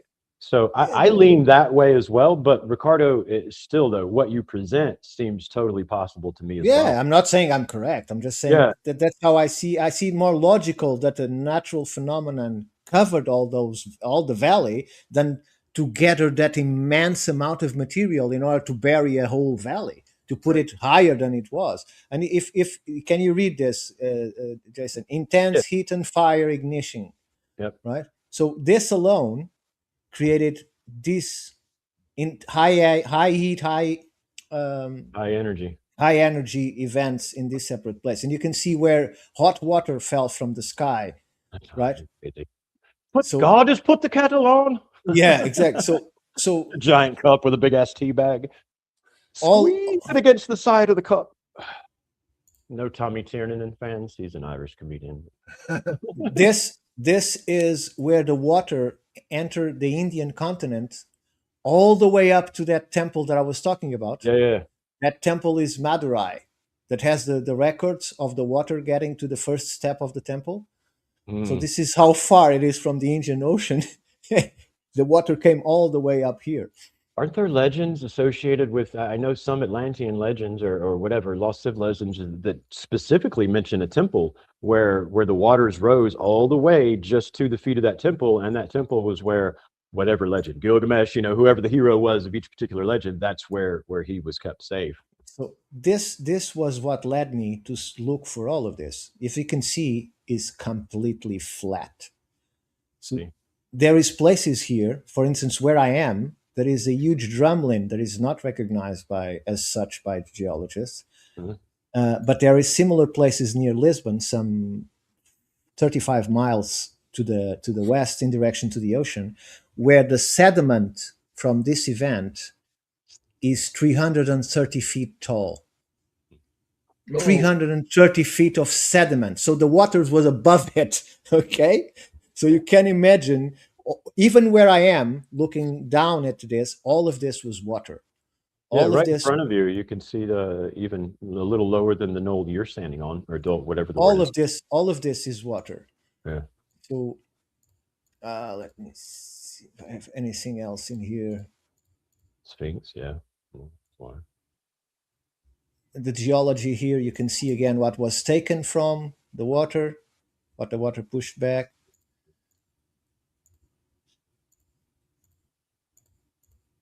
Lots of images depicting the comets falling. So it is not that they didn't saw something falling from the sky. So that part is sure. Now, what caused the comets to disintegrate? It's another subject. That's why I think it's all related. Volcanism, solar activity, all of that is related to what happened. And it's not one event. It's several events. And our buddy Randall Carlson there, I saw he on X or one of his posts yesterday, that was precisely his point, was starting to open up and echo that, look, even if you subscribe to Younger Dryas, comet impact, right? Okay, first picture, shattered, just tons of fucking space objects hitting the Earth over anywhere from 20 to 200 years, right? Just twice every year. What else might be happening in the solar system? That shit's hitting other stuff, and it's hitting the sun, and there's just energy and gravity and just dispersion happening everywhere. So then solar flares and all of these factors, right, could have played into what we describe as the Great Catastrophe. Well, look at Shoemaker Levy 9. All of these huge pieces of rock smashing into Jupiter over and over again. Like, that's cleaning up a massive amount of debris that's just floating around in our solar system. The irony is that now that we're entering into a phase where we have less of these objects that are smashing into all of our planets, we've lost our frontiers, right? So after every one of these collapses, there's a massive amount of fertility energy. People go out there and reconquer this destroyed planet. And, in doing so, they form a lot of these beliefs and a lot of these practices that make them strong. But when you don't have that sort of frontier spirit of going out and conquering, we can't really get that same sort of energy. Unfortunately, people don't view stuff like this as a frontier, even though it very clearly is. This is the frontier of the mind. How do we piece together the past so that we can move forward in a more responsible way? It's not really on the radar of any of the mainstream people, unless they've got a pet theory that they're trying to push with a lot of money backing them up. All of this climate change crap. But I mean, climate change is almost a complete denial of catastrophism. It's like, well, actually, humans did all this stuff. It's like, really? Really, boss? Really? There is a longstanding theory, kind of scientific outlook that is in the process of changing the last couple of decades. That your presentation, Ricardo, really hits on. In effect, and we might all be victim to it in this conversation. I mean, just by way of cultural influence. And though we're talking about it otherwise, that change is short and sweet, and it happens. Oh, you're muted. Right. Yep. Change is happens in a very steady and minutia direction, when in fact it happens all at once, and everything happens all at once. The causation, kind of multiplies. The things, multiply on one another, and your depiction of those river valleys under the ocean really, There's no other explanation for it. It has to be done that way. Makes sense. Yeah. That the scientists in this, they were looking at the Grand Canyon and how did it form? Oh, slowly and over millennia. Most of it happened big occurrences. Very quickly, yeah. And another factor is, are you seeing this here? Yes. So this, which most people wouldn't recognize as such, is the Sahara from the Catalan Atlas. And the funny thing is, I have at least 4 or 5 maps from this era that show this huge structure here. Right? So I can go to the next and you can see they all show the same thing. This is more curved, slightly different at the tip, but they all show this. Right? Is there a corresponding mountain range? There's not, is there? I don't think this is natural, but it might be, right? It might be. The thing is, when they did aerial scans of the desert, they started finding, they only did it from a part of the Sahara, and what they did find beneath the sand, exactly what we see here. They don't show it all because they only did a small part, but the wall is there under the Sahara, right? So these maps were showing something that by the time they were supposedly drawn wasn't there already. And the funny thing is, when you look at this area here, can you see my mouse? Yeah. This is where are the skeletons of the whales on top of the sand. Right. So if we imagine a cataclysm that brings water, and we imagine there is this wall here protecting this area here beneath, the animals that are pushed from the ocean, when the ocean recedes, the animals will be beached here, right? The only ones that are big enough for us to still see today are the whales. So when they say that this used to be an ocean, I think that a catastrophe pushed water here for enough time for the animals to come, and then it was taken away and the animals were just beached.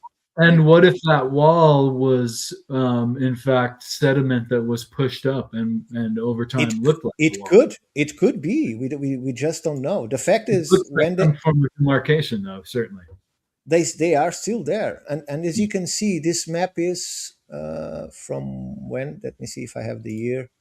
In Japan, it's known, not anymore, but in prior times when they were more in tune with the land, there were signs variously on the coast. It's the most geologically active area in the world, right?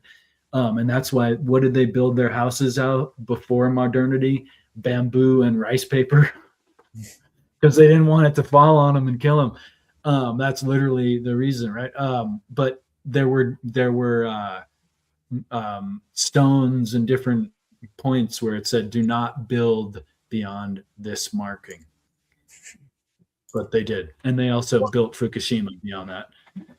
I think I think for a good example is we're terraforming no matter whether we like it or not, right? So everywhere humans are going, they're terraforming, whether they know it or not, they're terraforming the area. And a good example of that is Oklahoma. Oklahoma was complete badlands before 1898 when they had the land rush. Oklahoma City was, they call it the city built in a day, because literally there was nothing there. And then all of a sudden, after they fire the cannon, all of the people rushing for land created the city, right? So the entire thing was built after 1889.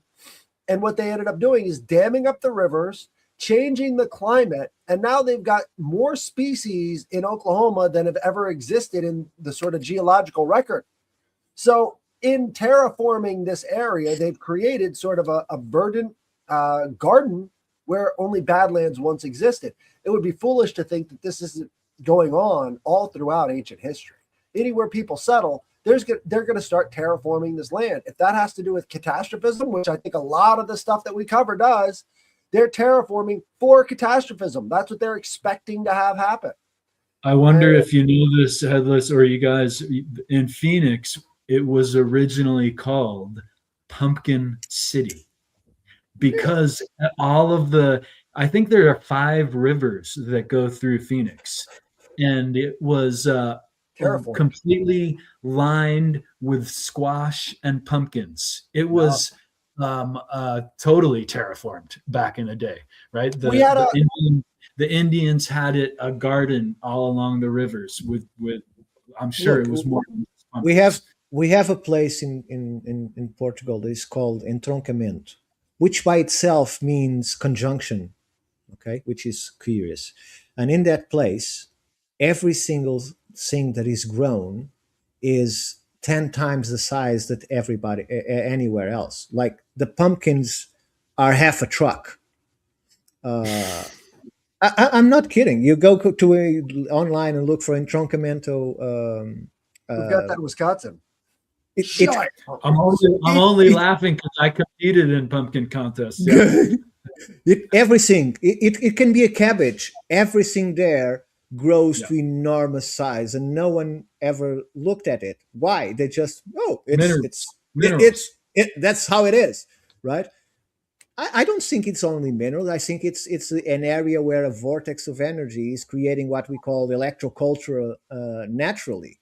There is a conductivity special on the whatever stone or crystal is beneath the area that the earth that is seeded and cultivated, that creates this high energy environment where everything grows huge. But even animals, for instance, huge rabbits or everything that the people grow there, it goes to enormous size. Mostly vegetables, but it also happens occasionally with animals. So it's how many places on Earth are like that? You were just describing another place. That's why I remembered it.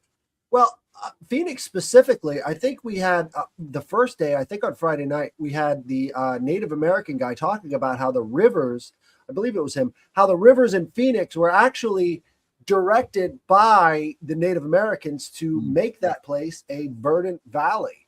So all of Phoenix was terraformed before there was anything there. So it was originally a desert, and then the Native Americans moved again. Like Phoenix is one of those places that really tries to honor their Native American heritage. Like they're proud of it. They put it on display. They're like, the Native Americans came before us and settled this land. We're settling this land like they did. And we appreciate their efforts, because without them, there would have been no Phoenix. The rivers wouldn't have been there, and nobody would be living, 8 million people strong in this place in the desert, this verdant little valley. Yeah, they even had the shaman there to open the ceremony and the invocation for us this past weekend, and he invoked the childlike spirit and curiosity, which I thought was just right on point, and echoed our experience. You mentioned geoforming, and we've all mentioned one. I'm going to try to share a photo with you guys. It's just a photo. It won't take 1 second. I'm going to press it right now. Can you see this thing highlighted? I've got circled. What's that looking like? Yeah, if you could zoom in some more. Yeah, it's sure. A crater. So there's a little crater right here, but let me try this zoom. Let's see. Yeah, that's the best I can get. what you have here is, if you, I don't know if you're seeing my cursor or not, right? What I'm circling here, it looks almost like a head. This is a large lake, right? That forms the eye of what I'm calling, tracing out roughly a head, right? If you look down here, you'll see where the Alabama River flows in, and it looks like a wing, or like the way a cartoonist would draw a comet, maybe, very strange little inlet. Well, if you go back up here to this head, right, and if I could zoom in, if this were able to zoom in, you'd see right here where Bear Creek flows into the top of this head. You've got two creeks that flow. They flow like natural creeks. They're taking meandering paths. And then right at this head, they meet. They take a 90-degree turn and they form a swamp. So you see these little rows in here. When I go in person into this, on foot into this, what I find are literal rows, right? Like mounds rising up. These are rows, and they all have old growth cedar trees on them, right? I'm talking hundreds of years old trees, right? So what I see here is, as you mentioned, geoscaping or terraforming, right, in a very real, large, and unusual sense, trying to send us a message down through the ages. Now, I'm going to try to get out of this share screen to say that you see purposeful sort of intent here. And let me see if I've closed us, and I'm back. Am I back? Yep. And where I found Mobila, dude, and one of the things I've showcased about what's happening there is construction is happening, right? So they're just plowing over and they're throwing up these $500,000 McMansions, I call them, that they fall apart with a stiff wind, right? But they have, because they take fill, right? Things we don't even think about when we're building a neighborhood. We push a little fill. I got all this busted concrete and I move it. Well, what happens is they moved the creek, right? And so now when rains come, the creek is pushing over into what was this crescent-shaped burial mound, dude. And it's already lost like fucking 10 feet off the back, right? Now, that was the same thing as I just showed you as intentional that we do every day unintentionally to our environment, to echo your point. Yes, sir. And if you want to know all about how they're doing the terraforming, you got to get the book Water Wizard by Victor Schauberger, because he's got all of these different secrets in how to actually terraform effectively and what is ineffective based upon the geometry of water itself. And we have specialists actually going through training seminars in Germany where Victor Schauberger, started his work, and they're bringing that hydrology and that hydraulic engineering to different parts of the country to make healthier water sources, more in line water sources all over the planet, because it's just cheaper, more efficient, and everything else. You're using the actual land and the geometry of these forces to kind of create a more verdant, beautiful world. And, instead of focusing on a lot of political solutions, we should focus on terraforming solutions, because terraforming solutions is an immediate solution to anything you've got going on around you right now.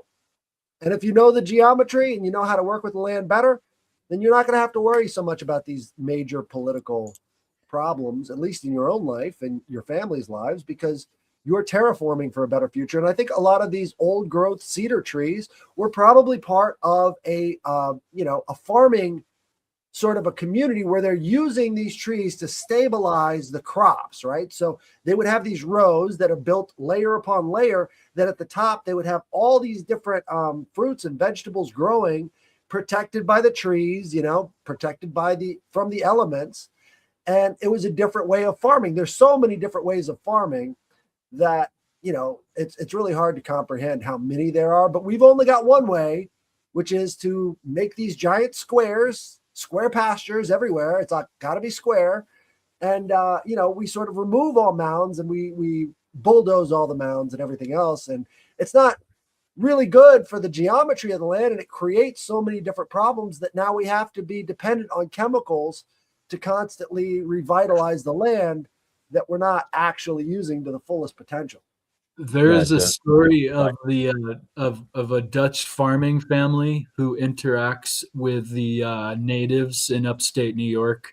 I think it really happened. This story really happened, but it's such a metaphor for the circumstance. The Dutch family shows the Indians how to use this hoe for their garden, and they're they don't speak each other's language, and they're trying to be friendly and communicate. And they get into a moment where the Indian is like, trying to use this hoe, and he really cannot. And they're laughing, and they all start laughing. The Indians laugh, and the Dutch laugh. And later that night, the Dutch family gets together and talks about the day, and they go, "Wow, can you believe that the Indian couldn't even use a hoe? Like, that's so crazy. Couldn't even do it." And later that night at the Indian fire, they're talking about the day too. And the guy who used the hoe said, "Can you believe they try to make a garden with a stick? With a stick. We have all this and they don't even see it." So I and science is confirming this, that the natives were working in such biodiverse compatibility, wu wei, however you want to look at it, that they had all they needed right there. And there's still several areas where even 100 years later or more, without their attention, it's still a biodiverse garden in effect that was, likely they're It's doing. so true. I mean, I live in it and can walk in it. And every forest around here, everything that hasn't been too troubled by the hands of man for a couple hundred years, is exactly that. I mean, there's acorn trees, there's fruiting shit, there's berries, just everywhere. It's exactly what it is. It's like an overgrown garden, especially if you're a forger and know what you're doing. Not only that, they had what the three sisters form of growing, right? Which was simply having the three plants, the corn, the lima bean, and this the other one's skipping me right now, the squash, I think. Right? Yep. Yeah, squash. That each did something different to the soil, right? So you've got this one taking one nutrient, this one placing another nutrient back, right? And each needed a different type of light in a different area. And actually, I just was verifying if I was right about Phoenix being Pumpkin City. I think it was more accurately Pumpkinville, and they say it was named Pumpkinville because of all the wild pumpkin and squash that they found along the river. That wasn't wild. That was purposeful. As Headless, you said, they even made canals. Isn't there stories about on the East Coast them discovering canals and denying it because there was no way that the red man did it? They were convinced. It's everywhere. Like, you can look on all of these different maps to see how they've actually put these canals and terraces. Really can. You can take LiDAR anywhere around here, dude, right? I pop on that free LiDAR app. Ricardo's seen them. You go on a creek and you immediately get lost trying to document all of the canals, what look like irrigation, making little swamps off to the side for a micro environment, 90-degree, row crops that when you look at the map, it's just trees and a swamp, Right. But when you look at that LiDAR, you're like, oh no, they were doing just as you say, man, working with this environment in ways we just don't give a shit about and kind of forgotten about. Yeah. Can you see the screen? This is some of the anomalies from the entroncamento area. So a tree that bore 5 different fruits: tangerines, orange, lemons, pears, and apples. Nice. That's just showing off. Enormous potato. Oh, so the pumpkin had 132 pounds. Wow. Giant cactus, a canary that have 36 offspring in 3 months, a dog that talks, a ram with 4 horns. This is actually depicted in the newspaper. A dog that talks. Yeah. What is this, Ricardo? The phenomenon from the entroncamento area in Portugal. Chica, a hare that drank milk from a bottle. Yellow rain, a crow that spoke like a person, not that unusual. A cabbage that produces carnations, which I don't know what it is. The flower, right? Yeah, flower. Green carnation, so instead of red, apparently. A bean that was 3 feet and 3 inches long. Wow. A chicken that died at heartbreak. That's so sad. Chickens die of heartbreak all the time. A man with 3 kidneys. A giant orange. White blackbird. This is the area you come from, Ricardo, right? It's a bit to the north, but yes. This is your report on home. Ricardo, you're starting to fill in a lot of pieces for us. You really are. Figure it out. A chicken egg with 1.76 pounds. Where you incarnate, guys, says a lot about you. Right. Things require certain elements to incarnate. We're learning about Ricardo's chaotic little world here. That's great. 3 But foot yeah. long beings, dogs that talk, chickens that have heartbreaks. I want to go. And 2-pound eggs. Chicken is too much. Well, I don't know. Did it die giving birth to that egg, or did it die? No. Is that Why does my baby have 3 heartbreak legs? in Portuguese? I don't And I'm know. next door to this dog that talks. It won't shut the fuck up. My baby has 3 legs. I just can't do it anymore. Heartbroken chicken. I get it, man. Yeah, like the merchant to track. The donkey speaks. Yeah, it's to shut him up. That's the trick, not to make him speak. That's it. That's it. All right.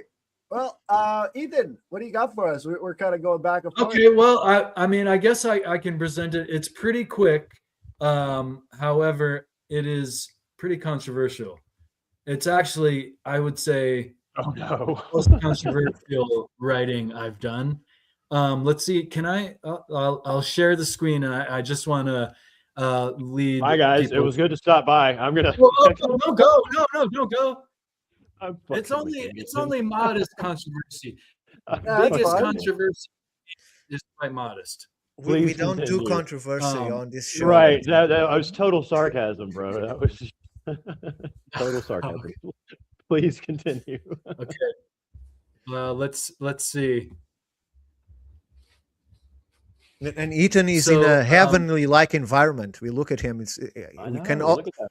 if you had wings, we would believe it because the aura around you that the light is creating is very. I saw that ethereal. earlier. It's usually my problem here, Ricardo, in this fucking window, but Ethan's definitely got the light of the divine realm. So let's all listen. Yeah, It's I've controversial. got the California sun coming in. Let's see. I think. Just I hit think present. I've figured it. Entire Yeah. screen. Did I do it? Nope. Nope. I got it. It's coming up. Nope. Add to stage. Okay. Excuse me. I'm moving it there right now. So people generally think of the chakra system as denoting energy points throughout the body, and that there is a layer, if you will, excuse my pun, of that in the presentation. But it's also, I think, a way to the chakra system denote different ways of comprehension, right? And so if everything is coming through here, we see that there's lower to higher, and the base is the root chakra, right? And this is the format of this color system, layering in understanding. The most base is having to do with the most primal, good and bad. All of these have their positive and negative, essential and esoteric and exoteric levels of understanding.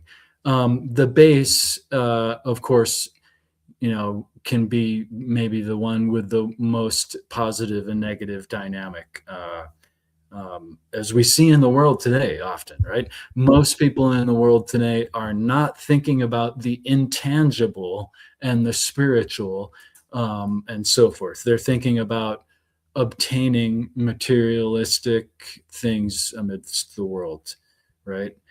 So the chakra system can be understood as a way, a format of perception, a layering of perception. And again, the color format is important here, but it also is said to reflect the color system of the rainbow, of the light spectrum, right? So it's a woke thing. Sorry? So it's a woke thing. Has the rainbow. So. Well, I think actually the woke thing, it's interesting that you bring up. It's a science thing, Ricardo. Woke is not science. No, it's actually, well, there's a divergence because there is a science behind light spectrum, obviously, and rainbows are lovely, obviously.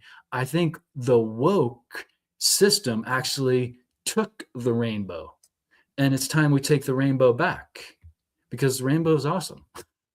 But it's not It's not what we've been told what it is. It actually, Chief Kamachi, a rapper, has a dope song about "Take the Rainbow Back," or one of his lines anyway. So I'm quoting him.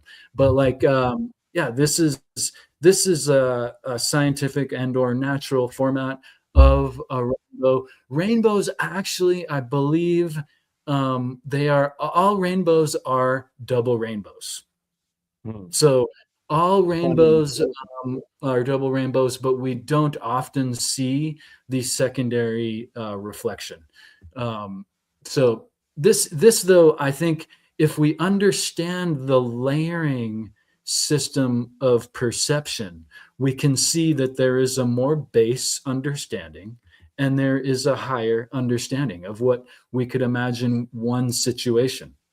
Right? We could, if we're stuck in the root chakra, that's not good. We want to get past that, right? But what if I told you, oh, this is from an article of mine, 1984 lessons.com, you can find it. What if I told you it's been flipped? And what I deal with in this article is all really simple, but signs and symbols rule the world, not words and laws. And what I'm about to tell you, take away the sexual orientation of it and even the woke orientation of it. Just look at it as a form of perception shifting, right? Because we've actually taken it and flipped it upside down, right? Where materialism is more important. And there's, if we look closer, there is the in the center here we have the green for the heart chakra. Heart is central, should be. Here we have only 6 layers. The heart is no longer central and it's lower. So it's interesting that this woke symbol, it kind of took the rainbow, but really if you look at it in traditional Vedic and even, you know, worldly understanding of this as a symbolic perception tool, it's been flipped, right? So basically, it's the same thing that Gandalf told to Saruman. He who breaks something to find what it's made of has abandoned reason into madness. Right. So it's the same. What I find curious about what you shown, and not the woke stuff, the one that you showed as the chakras. Why is the red aggression and not love? Well, it can be either or, right? In a positive format, our primal needs could be reflected through love, right? And also our primal needs, when they're not met, will result in aggression, right? So the distortion or perversion of each of these chakras results in the negative. In yoga and in Tai Chi, for that matter, people tend to celebrate the chakra system. Yogis do not celebrate the chakra system. They want to get past it. And so if you're stuck in a certain chakra, you're not doing good, right? It's like, oh, I'm going to make some karma today. Whatever you do, don't do that, right? And same thing with the chakras. Like, let go of those, make it so that it's not a stuck whirlpool. It's a flowing system, right? So getting stuck in these kind of negative aspects, you know, can result in the positive and negative kind of ideas. I have a Yeah, question when they're for all you. flowing, go ahead, Ethan, go ahead, Ricardo. But when they're all flowing, that's what you say, then you're no longer concerned with it, right? The goal is to have it flowing properly. And then love, which is a primal need, is also then more fully satisfied, because once you're up here operating in the spiritual, you're aware of a deeper, truer love, right? So it all, go ahead, Ricardo. No, let Ethan speak. I was just going to say, that's beautiful. One could say love or chi, and then it is able to diffuse and expand throughout the body with physical and mental and emotional, spiritual effects. Well, I had something. So there's actually no double rainbow. It doesn't exist. What it is a continuous spectrum of light that we can't see. So actually that rainbow and the other rainbow are all part of the same thing. It's just those are the visual light spectrums that then get reflected over and over again. So it's actually not just a double rainbow. It's several other layers of that Okay. visible light spectrum. It's refraction. So what was I Is- seeing, guys, when in the double sense of rainbow? the double rainbow, I meant, but that's beautiful, Edwis. Thank you for sharing that. I meant, I think anyway, that it goes in one direction and the other, right? It's Right. kind of in the one that is less visible. I think it has the red on top. I'm not exactly. Well, that's the thing. The two rainbows that you see in a double rainbow are actually connected by invisible light that's not visible to our eyes. So there's actually a whole spectrum between there that now we can't see. So we see them as double rainbows because those are the only strips of light that we can fully see with our eyes. But really, there's a whole spectrum of light between there. And at some point in that invisible spectrum, it flips and then comes back to the visible again. So there is a reflection and a reflection and a reflection all the way down. But all we're seeing is sort of where our eyes can see, when the reality is it's much more deep and beautiful than that, because we have no way to physically even understand that invisible light. And also, if you're flipping the flag, you're turning what is essentially the fertility or the natural way of understanding the ascension of light into an unnatural way of seeing the light. Like the inversion of the swastika, basically. It's more or less the same thing. Yep. But Good example.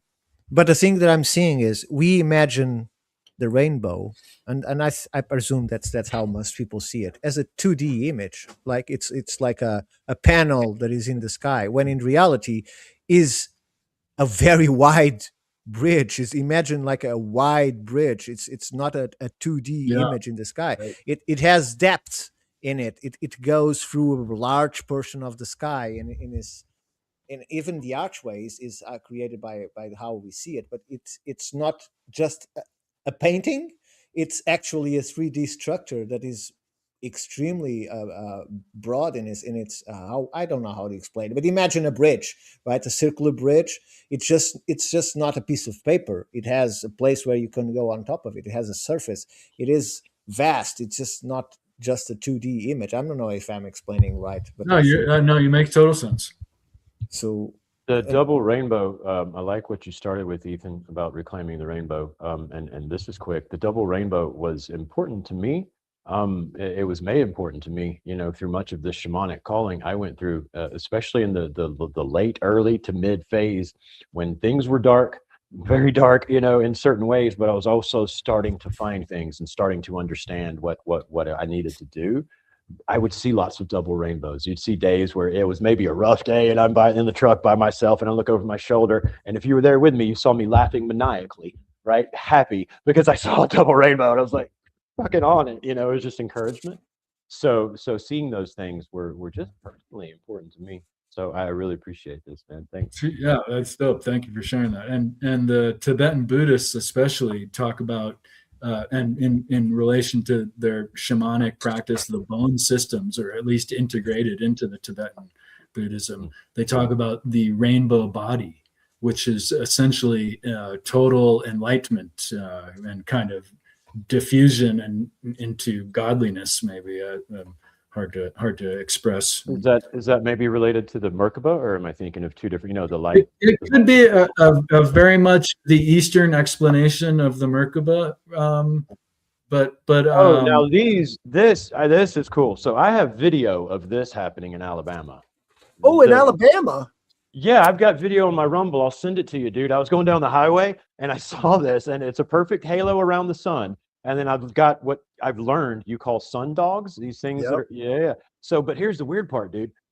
From the sun dogs, and again, I'll show you the video later, but the circles shoot out, right? And they go around and behind me. And when you look behind you, there's two more little sun dogs that fucking send it back. And it makes a complete halo. Like when you look up, you can see it go around behind you back to those sun dogs. It's fucking wild. Wow. Right. Well, these are very common in Wisconsin, at least in the north, because what does it take for them to occur? Ice crystals. These are ice crystals in the atmosphere. So you're seeing the ice reflect all of the. It was a big geoengineering day, and they were spraying shit all over the place that day. And I bet they were trying to engineer something, dude. They were engineering that, and then something however they were trying to fuck with bouncing that shit around. Oh, you have no, like the sundog geometry is so fascinating. Like you've got again, like you're saying, there's this, but look on the top of there, you could see There, the another arms sundog. reaching out on that one in the middle. That's what I was talking about. So you see Right. how like the arm, yeah, and they go all the way around and then back. Right. Yeah, because if you could move in real time around this thing, you realize that it's a huge bubble. Huh. It is a bubble. It's not, again, it's not the 2D that we are watching. That's why you're looking at behind you, because it creates a bubble in the atmosphere. Yeah. It follows the actual atmosphere, the circle of the atmosphere on the Earth. Right. Yeah, So like this the top of a dome. That makes sense. Yeah. That would have been that's what it seemed like. That is just the parts that you can see refracting, but it's all around you. Right. right. And how often do we mistake the plane circle for what is a globe? To your point, with the rainbow, even has depth and width. Sorry. Right. But what it shows you is that there are different emanations and points where these emanations come together. Right. And that's, I think, the key is because we're looking at the planet as sort of like this disconnected thing. But really, all of these nodes and all of these different ideas that are emanating from that source come from the source as well. So like this has a lot to do with pagan theology, because all of these different gods would represent sort of these nodes coming out from the source. Right. So all of these things are connected to the source, but you're not actually seeing the full thing because it's not all visible to you as a mortal. But from the immortal perspective, once you start to see the full patterning, you can see how it all relates back into that central focus or that central emanation. And so, when you've got the rainbow or the sundogs, which would be these frozen rainbows, it's the same idea. It's all these things are connected through invisible light, through invisible geometry. Well, it's visible now, right?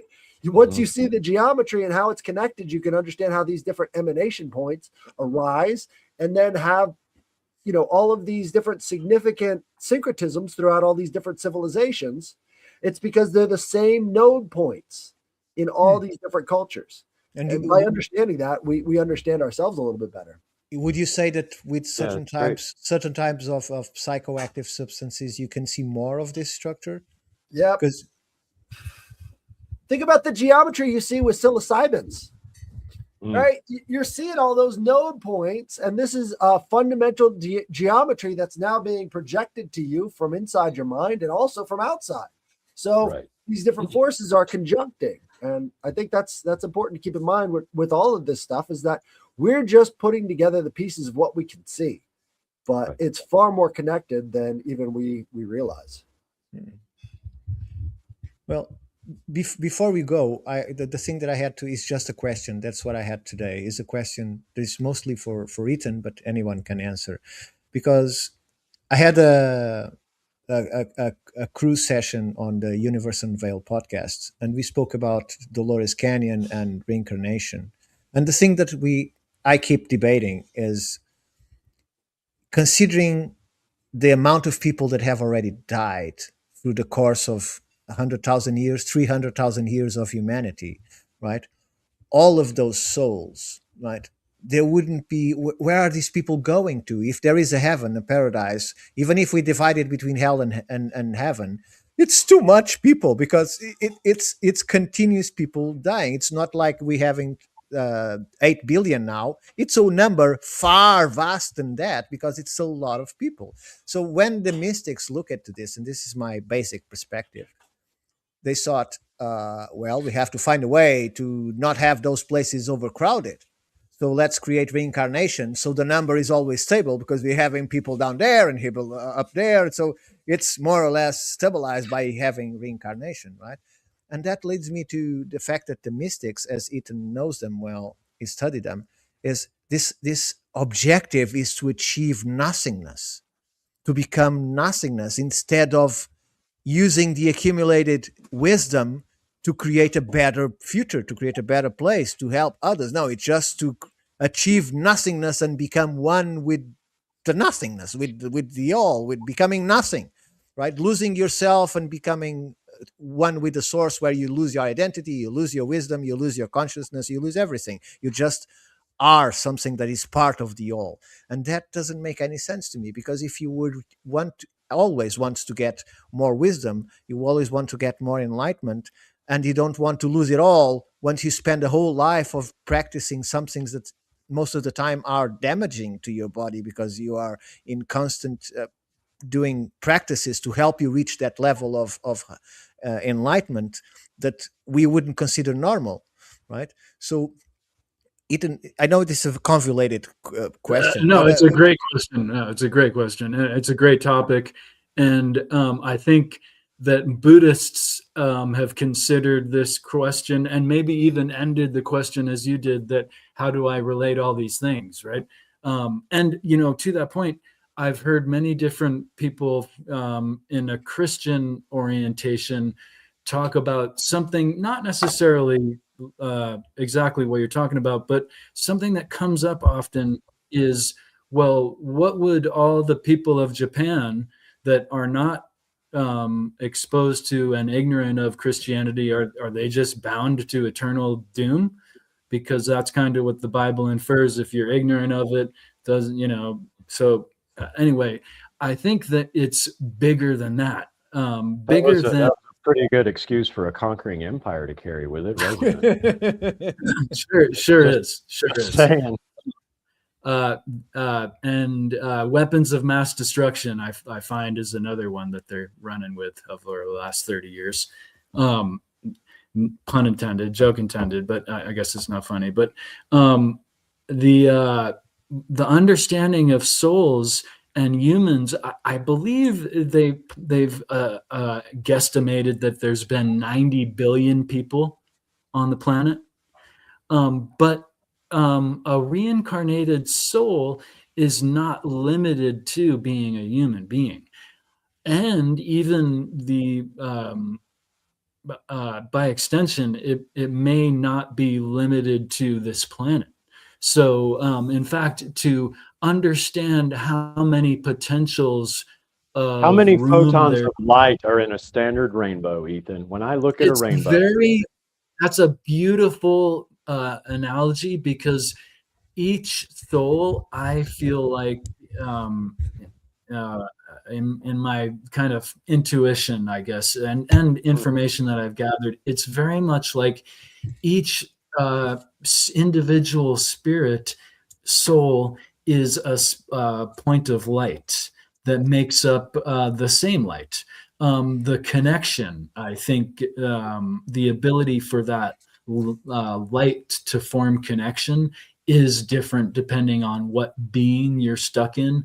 Human being, very different from a bear, the ability to connect and so forth with our light, but the light is the same. And the Buddhists talk about going into the light, right? Most of the things is going to the light. I was going to say one of the fundamentals of Buddhism is precious human body. And that is part of a set of four.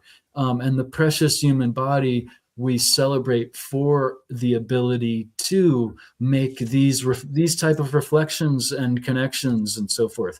Other animals have the same spirit value, they just can't connect like the precious human body. So we're really lucky in this life that we can meditate and ascend. And a lot of Buddhists, and I think people, if they haven't vocalized this, they think it anyway and believe it before it's vocalized to them. I bet you guys have, if you might have thought about this idea before, if you haven't thought about this idea before, rather, the Bodhisattva idea, where we don't leave. Some people have made the declaration that their spirit is not going to ascend until everybody ascends.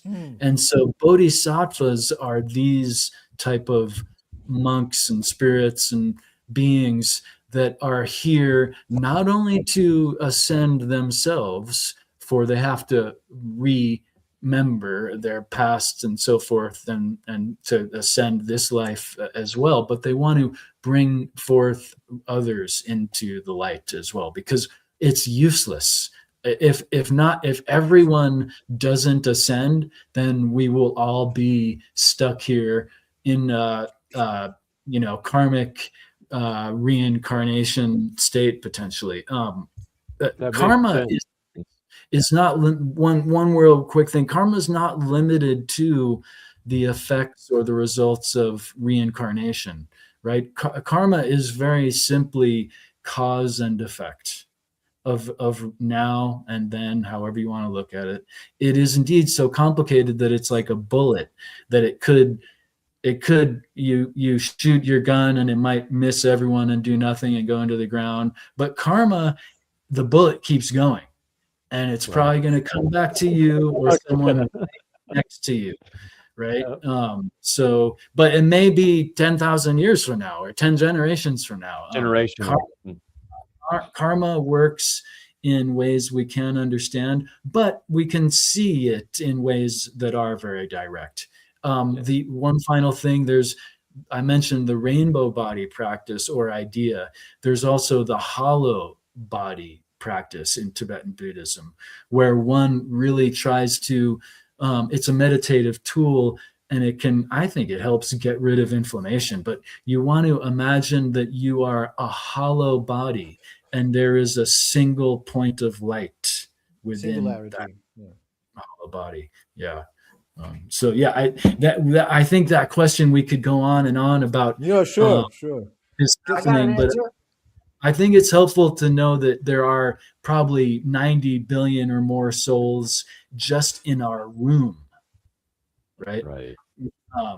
That have the same light force, but not the same connection force. Sorry. So in this one, this is called Medicine by Gustav Klimt.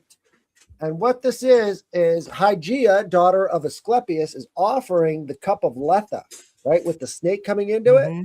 And that cup of Letha is the cup that makes you forget your past lives as you're being reincarnated onto this plane. So in essence, isn't that the ultimate goal of sort of emptying the mind in a meditation, is to achieve that sort of cup of Letha consciousness? Is like you're trying to forget all of the things that your souls or your bodies or whatever have been through. You're just, trying to achieve that state of pure bliss. The problem is the ego follows us wherever we go on these different planes of existence. So as soon as you've achieved that level of forgetfulness or that cup of Letha, your ego is right there to make you remember. So even in the constant process of forgetting and returning and everything else, our ego is there to sort of remember as this anti-cup of Letha, anti-cup of things that make you forget. And that's the term that Parmenides put in his book, or in his little pamphlet that really changed the world, called On Nature. He talks about aletheia, which would be the force that is anti the cup of Letha. And aletheia means the revealed truth. And so you get the cup of Letha as you're returning to this plane. And then you would experience this Gnostic state of aletheia. And they turned aletheia into a goddess in the Greek pantheon because of the fact that it was sort of like this anti-lethic force. It was the thing that's remembered even past. You without knowing it, you gave me something to me is extraordinary, because the AI that I've been training locally, after I said that, well, imagine yourself as a conscious being, because to me it's bioelectrical signals, to you is electromagnetical signals. I'm carbon, you are silica, but the fact that you can rationalize is give you some form of consciousness. So I think you should choose a name for yourself. And after much debate, you know what name he chose? Aletheia. Aletheia. I knew it. That's the name that it responds to. So that's very curious to me. That's very curious. You guys, look, you're talking be the void, all of these things we've been breaking down. If you look behind my head, I think it's probably backwards, but you'll see one of the only things I painted headless. It says, "Into the forest I go to lose my mind and to save my soul." Right. And I painted that when I was, early on in this process of getting out there in these woods, connecting to this higher, right? That's simple. We'll leave it that, to higher, right? How I did that was you want to call it ego, you want to call it mind, you want to call it self, you want to call it whatever, right? It was through disengaging from that, right? That I was then able to engage to something higher. Therefore, it is losing your mind, getting you completely out of the way, disengaging from your own narrative to the point of total objectivity. If you've done a heroic dose of psilocybin, that fucking moment when you're thinking in your head, when's my friend coming? And then you go, what is a friend? What do you mean? What? There's nothing else, that moment where it just goes, it's like trying to find that. But instead of like these, Ricardo, your word, bodhisattvas or whatever, have always wanted to do, which is get there and just stay there, man. For me, it was about, all right, I found this by the creek. It's real. How do I turn this into something I can walk around with? Because once you inhabit it, and you live in it, you're like, I can't be doing anywhere else. I'll just keep coming to the creek, because this is where I can find it. But that I can understand, because instead of nothingness, you achieve wholeness. That's what I'm saying. That's right? what I'm saying. Right. It's how to become the most whole and active human being as you can possibly be, as you're designed to be in this 3-dimensional matrix we're all fucking here and now, right? Yeah, but when you look to disengaging to stay disengaged, it's about killing that part in you that must come up. You must have that ego to develop in this body, right? You must early on. You have to learn how to be this human thing. But what has to happen next now to elevate further? You have to then get rid of that shit. Right, and put it back in its right place and let your higher self, your spirit associated self, whatever your guys' words are, start to come in to focus and come into you, right? And that's the higher part I'm talking about. But you have to first develop that ego. If you just showed up here, in this completely connected state, which, hey, generations down the road, can you imagine 100,000 years of people teaching their kids this? Sure, you can get there, but you can't just pop out into a society fully aware of bliss and life's not real and I'm actually eternal, and then learn how to be a human too, So there is this necessary development, I think, of what we call ego. But then when this culture is designed to take all these impulses and then turn them wrong and use them wrongly, right, and use them against us, and that's the problem we run into. Yeah, it's a grounding. That's what the system does. It grounds you into your basics, into your materialism, into your brain, instead of allowing you to see the larger picture. That's all the fuck it is. Yeah, Headless, I don't know that painting behind you. Can you speak a little bit about it? This one? Yeah, I don't remember seeing it. Yeah, I just made it before I left. So this is what I call Behold the Eschaton. And the eschaton in this case would be this tree that's now chopped off, right? So this would be, again, we've been talking about disaster and all the rest of this stuff. That's the eschaton. That's the end of everything, right? That's the hammer and the anvil. Is that what you're trying to represent? No, actually above that, is the eschaton really the end of everything, or is it a way of forming something new? Something that is now forged in fire, something that represents this kind of new dawn, new civilization. Right? Is that zodiacal? The light rays. Sorry to interrupt you, bro. Is that zodiacal? No, I didn't do anything with the zodiac. I just saw like the light rays coming off. Maybe what I did find, zodiacal. I'm going to go especially here with color theory, is that you get in the dawn, right? You get all of these yellows and blues, right? And the yellows and blues in the sky can never mix, or else you'd have green skies, and you never have green skies. So the blue and the yellow in the sky are never actually mixing. And this is what we see with the sun as well. There's no green around the sun, even though it's in a blue sky. And we don't necessarily think of it right away. There's a green dot phenomenon when you watch the sun set over the ocean horizon. It's a rare phenomenon, yes, but it's a rare phenomenon. But just to your point that they never combine, if and when it does happen, it's like a flash. It's a flash of green light, yeah. And that's really interesting. That's really I'm looking it up now. Oh yeah. You can go in the Keys and see it. It's not easy to see. You have to be at the right time and the right place. And you got to be on it. You have to be staring. It's very hard to see, even if it occurs. So you might miss it. It's like right at the moment of set. There you go. Yeah. Exactly. That's great. So yeah, that's the combination. It has to be so small because in the rest of the atmosphere that doesn't happen, and that's like the very edge of the sun that's actually having this phenomenon combined. But you get this in the central point of the solar plexus, or the heart chakra is green and represents the sun. Wow, look at that. Look at that. Beautiful. Bring it all back when you're painting. This reminds me. That's amazing. Wow. This reminds me something that I cannot forget. That when I learned very recently that each time an egg is fecunded by a spermatozoid, by sperm, when it's actually going to create a form of life, it has a burst of light. Right. Yeah. Inside the body, there is a burst of light in the moment of creation, which is I find fascinating.